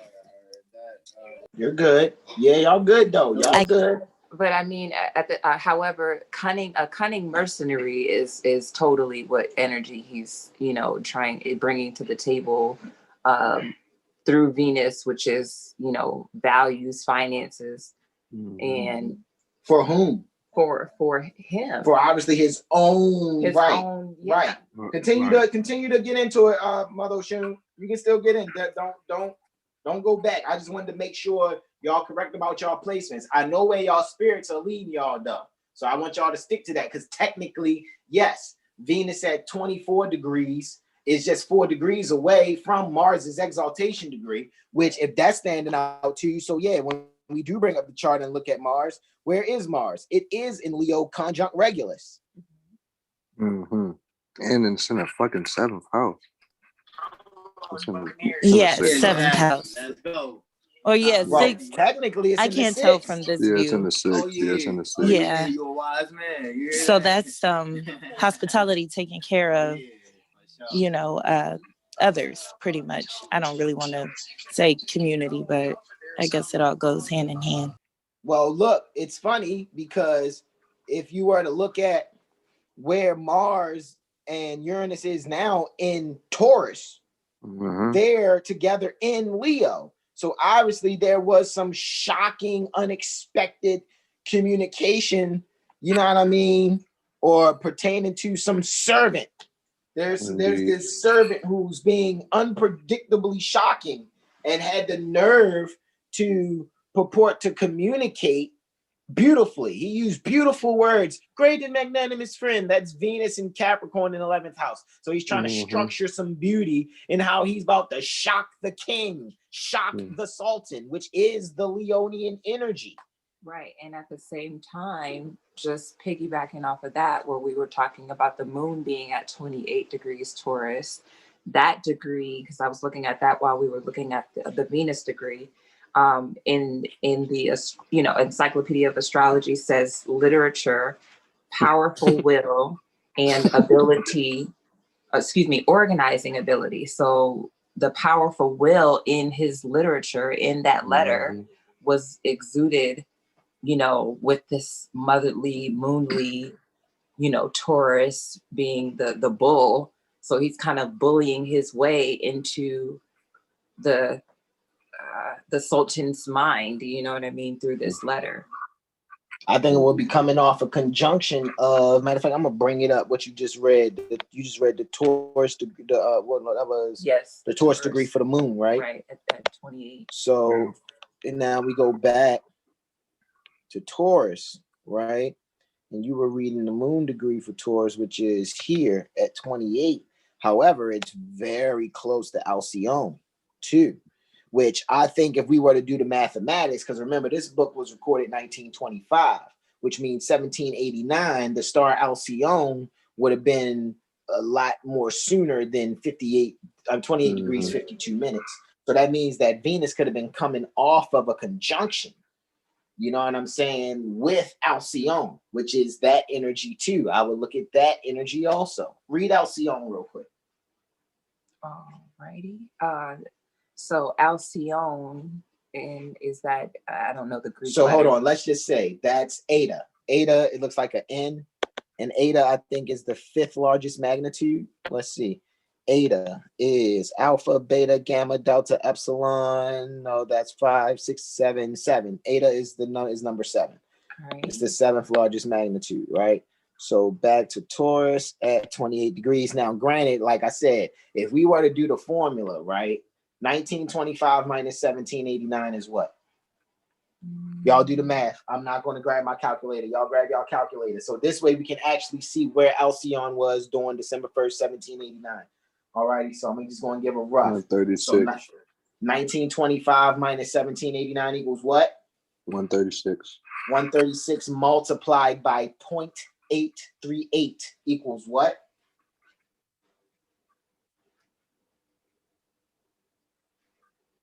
113.9. 113.9. So we know that's saying 113.9 minutes. 60 of those minutes is 1 degree, is it not?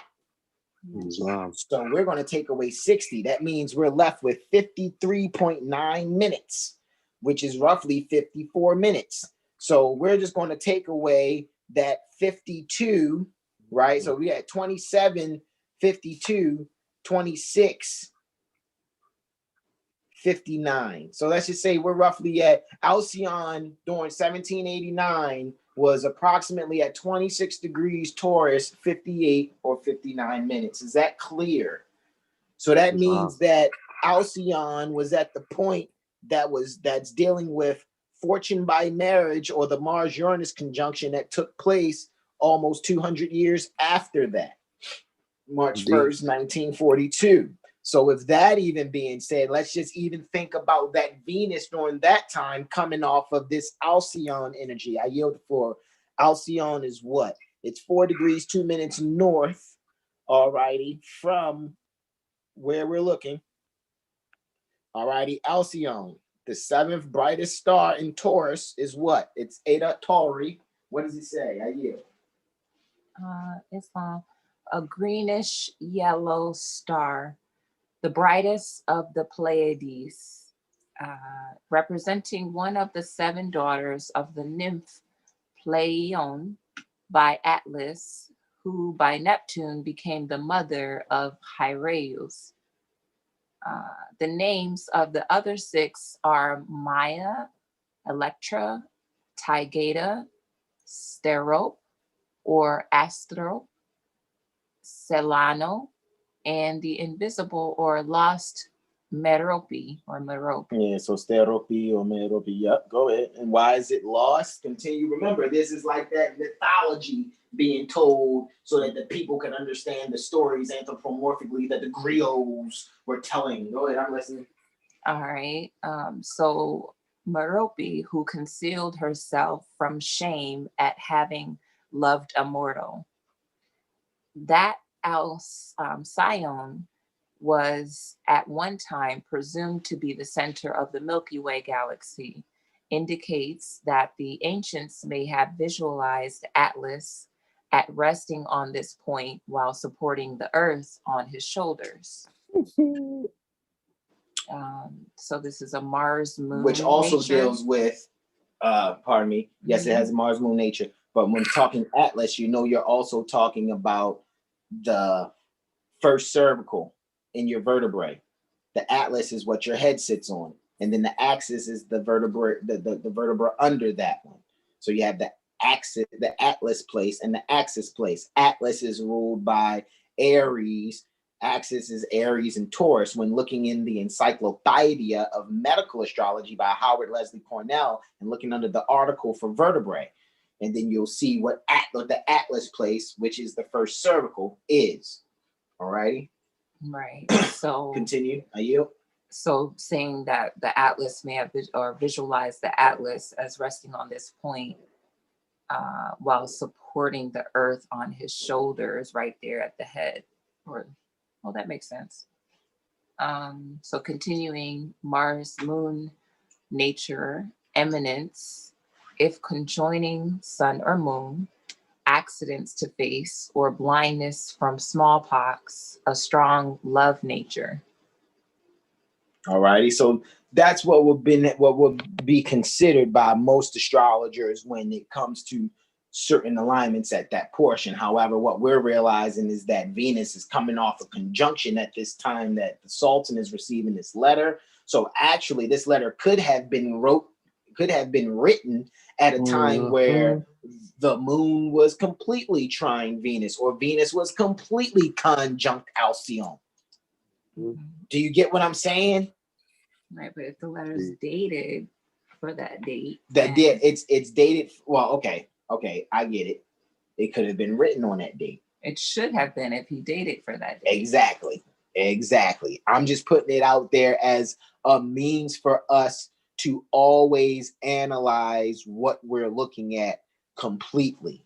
Right. Instead of just looking at it like, oh man, that's a long time ago. They ain't got nothing to do with me. That's not true. Right. Well, I yield on that. Islam, I yield. Any other questions, comments, and or suggestions?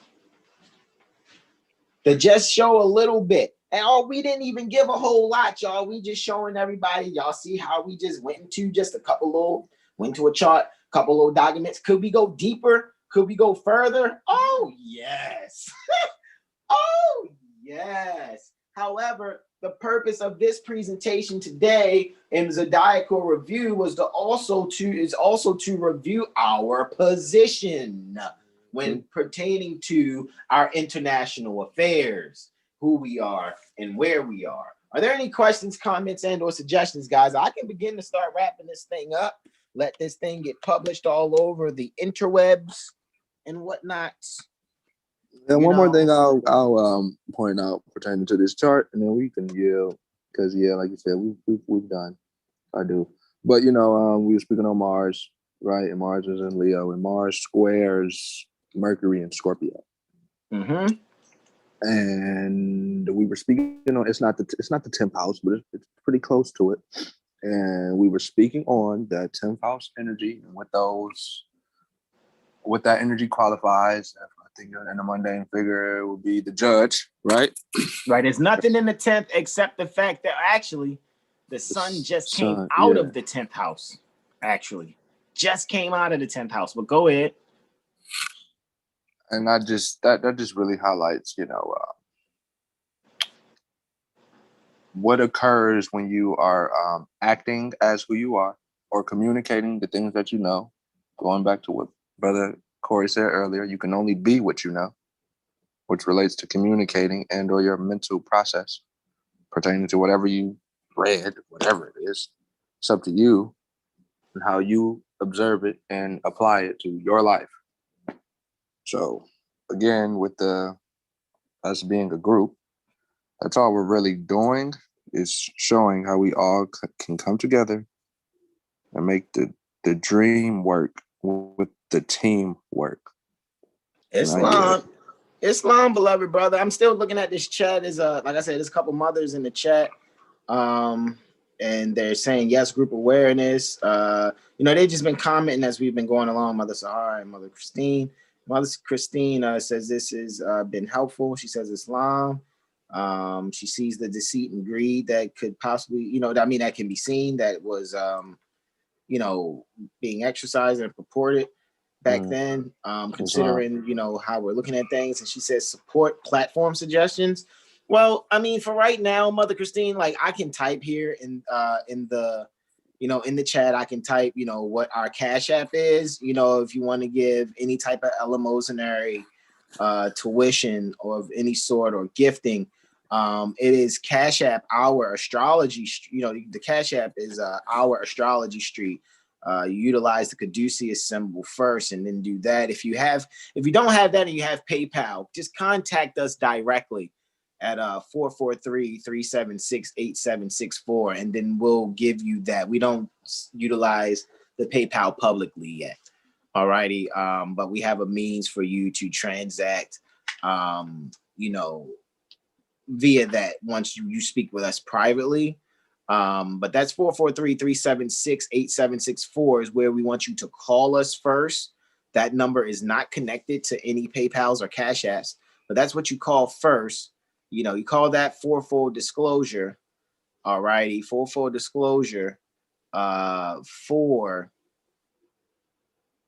the PayPal, for full disclosure for PayPal. All righty. However, these classes have been happening every Sunday for about 42, 43 Sundays.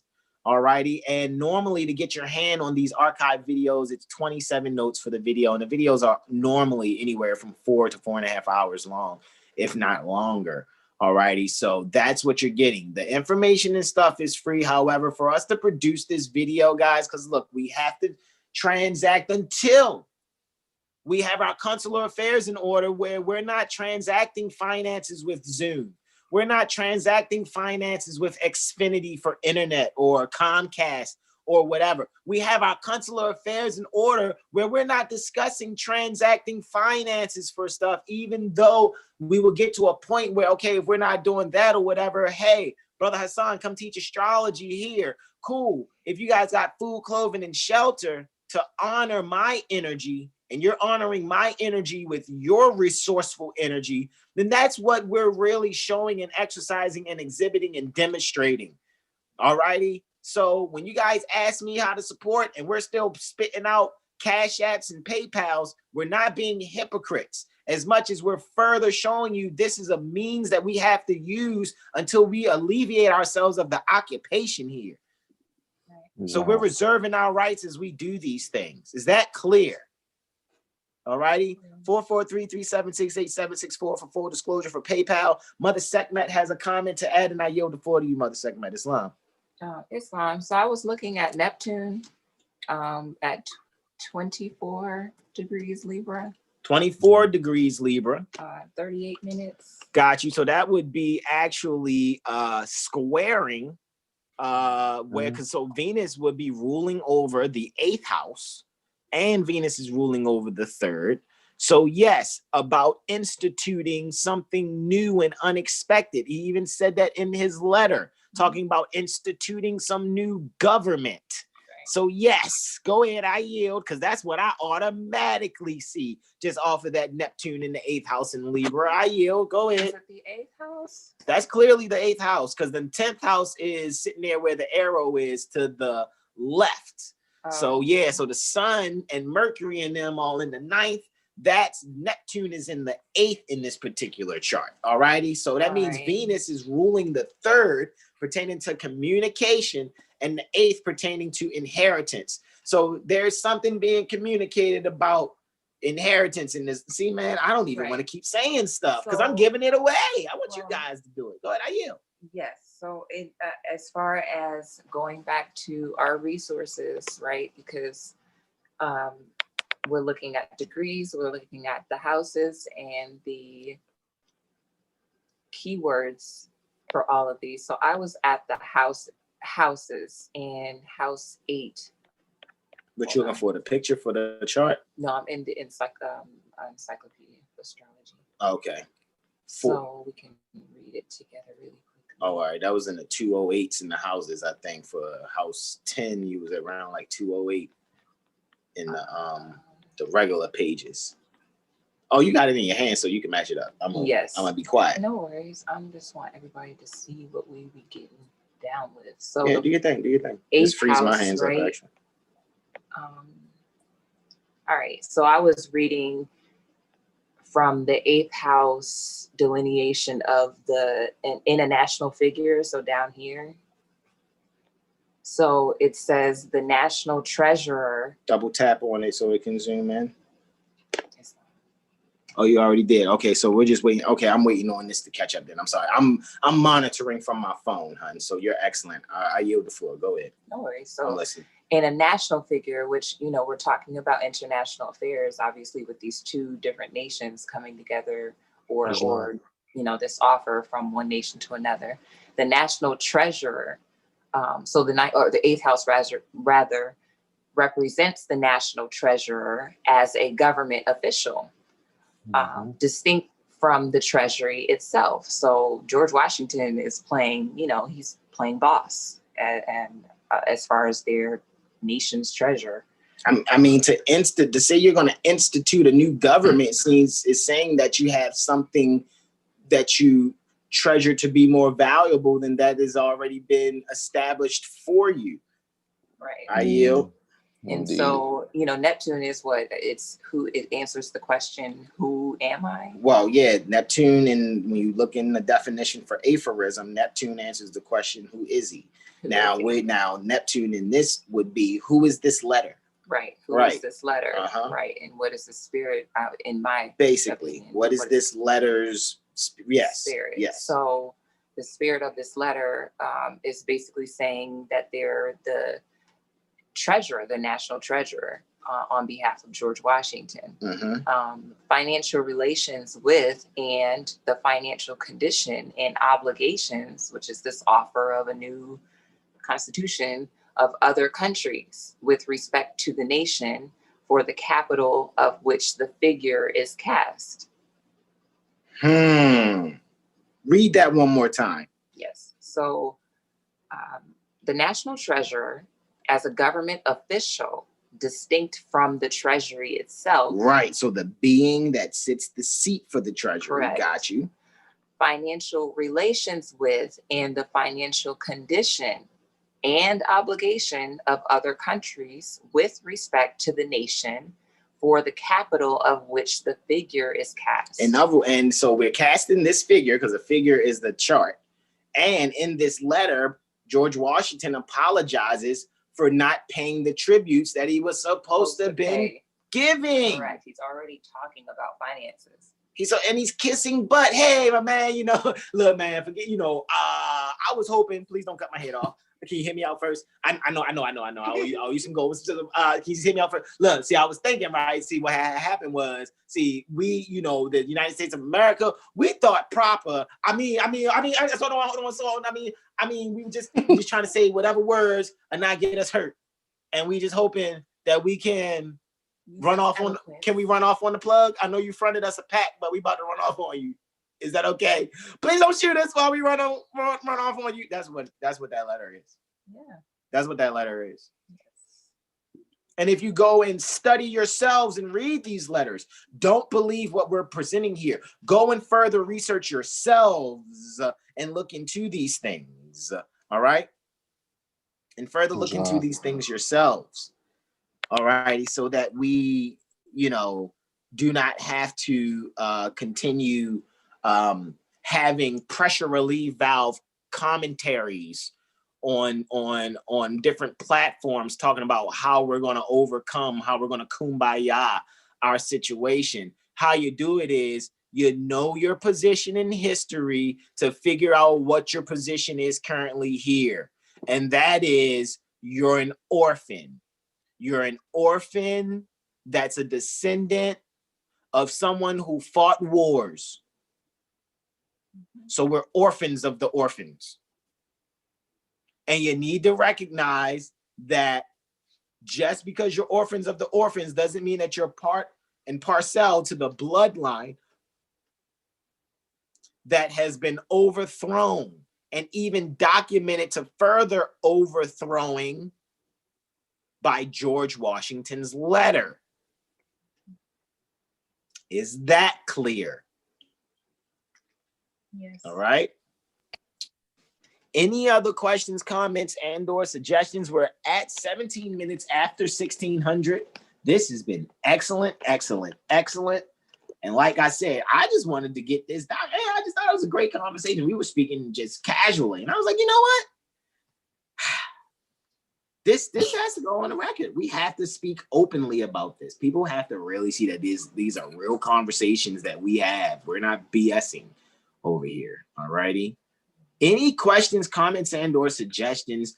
Loyal in the chat, of course, is Mother Christine and Mother Sahar. They're the only ones that have commented. Mother Christine and Sahar. So that's all good. If there's no questions, comments, and or suggestions, and it's also posted, guys, that you know, anybody could have came in. You didn't just have to comment in the chat. You guys have access to, you know, coming in to the Zoom call with the passcode and ask your questions and, you know, comment like everyone else has here. However, this is because most of us here are used to being here every Sunday. All righty, and actually coming together to have our conversations where we have a meeting pertaining to our minds. Alrighty, here via the Zoom platform.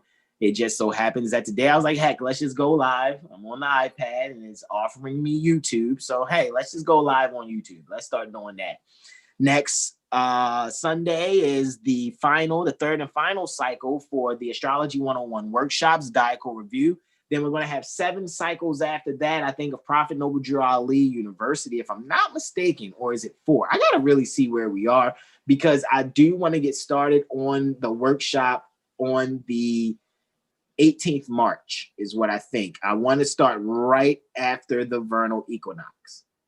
I want to get started right after the vernal equinox and just bust a workshop, and we're going to go in. All righty. And the workshop is going to be on horary astrology. And I wanted to call it Magic 8-Ball astrology, but I think the Magi Infinity Sphere is much cooler titling because I say so. That's why. Respectfully. With that being said, any other questions, comments, and or suggestions? No, not at the moment. Absolutely. All right, guys, this hasn't been bad on the iPad without, the computer because, I have to talk to Comcast and get them to stop doing their war practices. You have a company who has servants that comes in 5 times and they don't make sure the coaxial line signal is working. I don't care. I already know. We're telling the truth in here. So the last thing you probably want me to have is a consistent internet connection to be able to do it without you having to try to hypothecate me, because that's what these people want to do. They want to misclassify us, utilize our state, and then try to sell our state back to us. And then this is why you have Moors practicing discharging debt. Because this stuff's not supposed to be happening here. You know what I'm saying? And then, people are going to try to be like, oh, well, now you're doing practices and stuff that is going to lead you back into, the occupation and slavery, because now you're taking positions to do this and act like this, when the whole time people just trying to survive and feed their family and don't know any other ways. But then it's going to be utilized as, well, it's not an excuse that you don't know law. So since you ain't know law and you just wanted to try to feed your family and get a morsel of bread, we still going to guillotine off with your head. It's like, what you do at that moment? What you going to do? You know what I mean? So this is the reason why we need to make sure we really are on top of our own consular affairs. That's all I'm saying. And I'm not talking about some controversial consular court situations on websites. That's not what I'm talking about. I'm not going to talk about that. I'm talking, what we spoke on today is what's being spoken about. You know what I mean? And, maybe going, YouTube, Taj Tariq Bey, AA222141. Watch that video and take notes. Read the book too. Lesson book 14, Civic Relations and Consular Concepts.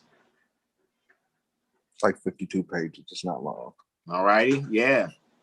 All right. I am going to yield RV Bay Publications. People can go there to their products and details tab at the lower left-hand portion of their website and go and get the books from there. All righty. Stop listening to people that we don't have time for this. You know what I'm saying? All this don't go. We don't have time for this. We have to get stuff fixed. All righty. We don't have time for gang member penitentiary mores either. You guys out wherever you're from, near the Detroit Corporation, Chicago Corporation, out there near the California State Republic, we don't give a damn about your gang membership, pimp hoe type stuff. We don't care. All righty. For the record. Okay, so what? You grew up in abject poverty and situations. That's because your ancestors or people who betrayed the prophet betrayed you. And now you're sitting here trying to justify why gang membership, or you, in order to really move up in your gang culture, is to know your literature, which is the divine constitution and bylaws. And you don't have the spirit that you must have to help uplift fallen humanity and uplift the people. I don't want to hear it. You're not gangster if you can't beat yourself. And I said that for the record. If you can't beat yourself, if you can't solve your own affairs here on the land, you're not gangster. You're a coward. Right. Warring against your own family, pimping and whoring your own family. I don't want to hear it. I don't care if you don't like me. I don't care if you don't like the people that I've learned from and read their books. Those people probably don't even like me because I won't even kiss their ass. All right. And my consort is laughing because she sees what I go through with certain people. All right. So I'm not playing. So I don't care about your agendas. I don't care if you're OG, triple OG, super Don, Magic, Bishop, Grand Shiki, Ultra, Alpha, Super FN, Supreme. I do not care. Especially when you don't know how to handle your own consular affairs. I didn't even mean that to rhyme. I sound like the Mac right now.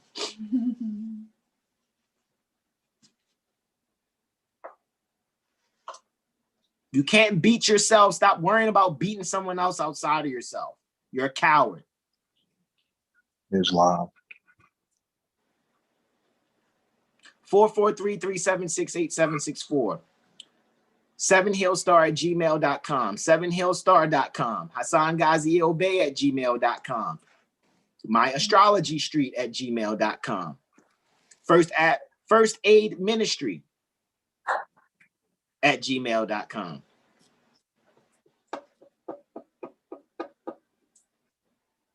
Industrious is the point I'm making. My consort says you just need one website where people can find you. And a part of me was like, well, I got 3 YouTubes, 2 Instagrams, 2 Facebooks. I'm not hiding. I just dropped the calendar for you guys. It's 36 notes. Once we figure out this whole PayPal issue so you guys can just transact and I don't have to keep walking you through the Cash App portion of it, then you can get it. And then I gave you 2 study sheets I just posted too for free. Anybody else doing that for you guys to help you with your general and permanent character AA 222141 Zodiac Constitution? The answer is emphatically no.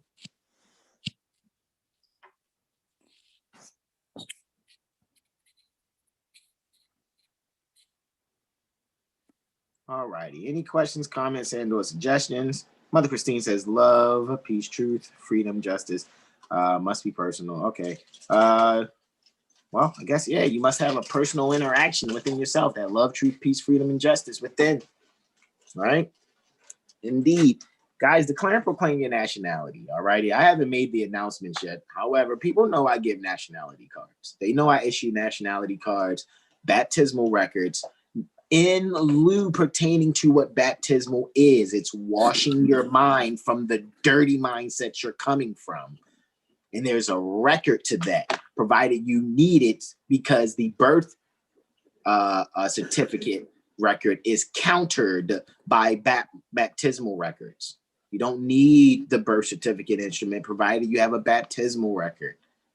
And read in Black's Law Dictionary 4th edition, Henry Campbell Black's Law Dictionary 4th edition, what baptism is. Read in the Metaphysical Bible Dictionary by Charles Fillmore what baptism is. Read these things. Go to Henry Campbell Black's Law Dictionary and read the definition for metaphysics. See what these things are. Be yourself. And if you don't have the books, you can always consult with Brother Hassan, because he has a full library. And the full library also, for the record, comes with the workshops. So I mean, yeah, it really does. You guys, and that's the thing too. Yes, for the workshops. You want to get the Astrology 101 workshop that's been archived. There's 4 of them archived. This is the 5th one in less than a year. It's been 42, 43 Sundays we've been going. I always suggest to get the first Astrology 101 workshop. It's 135 units in lieu of lawful money via Cash App, the caduceus symbol, what you call the $ our Astrology Street. You are transacting for the 5 videos. Each video is 27 units in lieu of lawful money. 27 units times 5 is 135 units in lieu of lawful money. Included with that is a bunch of other videos and libraries that I normally do not advertise, because I would much rather see who's sincere. You just think you're going to get videos, cool, and you don't think it's worth it, fine. You don't get everything else that come with it. And then those few people that go, let me check this out. All right, here 135, brother. And then they see they get this, and that. Whoa, I don't have to come back to Brother Hassan. He even gave me software of my own. Anybody want to, you know, testify to me giving them software, not just in the actual workshop? However, if you're serious, will I not give you professional software? This is true. This is true. I can speak for that. I don't think I've, you know, I'm not really that financial, or, you know, that's not. I'm just kidding. I'm just saying. Sincere nature responds to sincerity. I've heard that from my elders before. Yeah, I don't play. Some of my students, well, I'm saying that respectfully for the record, have software that I know at the end of the day, only other way you could get is if you spend about almost 400 notes for it. You're welcome, respectfully. I'm a witness to that. All right. Go ahead. We're listening, mother. Yeah, I'm just saying I'm a witness to that. I don't have this of my own. However, just being around Brother Terrell, I've had access myself to this software, you know, and I got to learn so much from it and be advanced. And it's just like, wow, you have the universe at your hands right here. And like he said, the universe responds to sincerity. So there you go. Because there's been people been utilizing these softwares and banging gavel and giving life sentences to people. Straight up. Yeah, that's tough. So with that being said, I yield the floor. I thank you all so much for sharing your time and energy with me. Those of you that contribute to the Cash Apps and the PayPals, thank you so much, because that allows myself to get resources that I need. It ain't like I'm busting y'all over the head. So it's just getting us by to have little food, clothing, and shelter we can have or whatever, and or to keep up, again, the Zoom and other things like that until we have things in order where certain letters have been put in and certain things are being honored to the point where people aren't continuously utilizing their unlawful Masonic practices that keep wanting to misclassify us and tax us out of our life's energy via presentments for electricity, water, internet, rent, mortgage, whatever that case is. Those misclassifications are there because people that are utilizing these instruments to draw your life's energy from you, they are vampires and they are here to commit treason on your land. Also, just to add to that, we need to, on the side of being enlightened, pertaining to what's happening to us collectively, stop waiting for the next person with the L or Bay to do it first. There is no Jesus outside of you. There is no savior outside of yourself. That's what she's saying. You have to be your own Jesus. I mean, just stop coming. You go to several, hundreds of people and thousands of people will go to watch Brother Taj every Friday, and they're like, oh yeah, so this and that, Islam, Salah and Salat and all these different greetings. Salami, salami, I mean, all of it, and salami, then baloney. Still not be active in their civic activities. You're not active, you're not helping anyone, and you're not able to hide because we're all connected. So when all of us are here, and yeah, there's some of us that are more advanced in our studies, which is fine. However, we're only as strong as our weakest link. And there are a lot of weak links out there, and we feel you.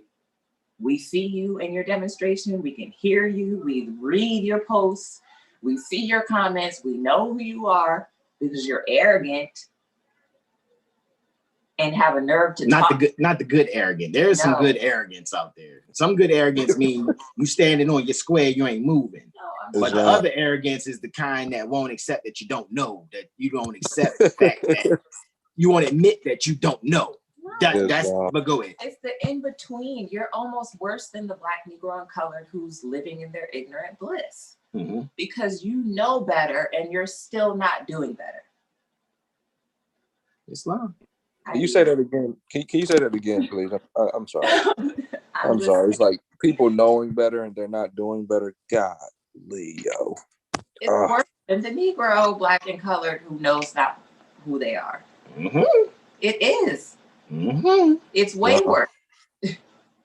Islam. Oh, Islam. I yield. And I still love everyone, Indeed. even the Albions. Indeed.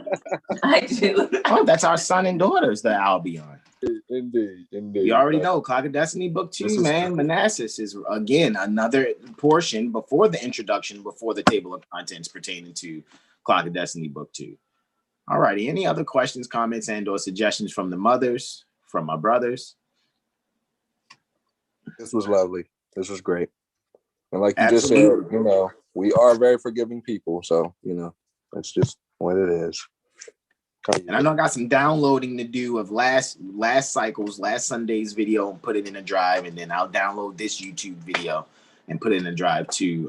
Once I get to that or whatever, that's going to be my duties pertaining to these next 2 or 3 days, these next 2 or 3 degrees. However, thank you all so much, Brother Corey, Brother Terrell, Mothers Sekhmet, and Mother Diamond, whom we also call Mother Oshun. Brother Musaba had came in also. Thank you so much, Brother Musaba, for all those that came in. For those that were in the chat, being faithful in the chat, Mothers Sahar and Christine. 4 mothers showed out today. 2 in the Zoom, 2 in chat. I think we made balance today. 4 sons, 4 mothers. I think that's the first time that's happened.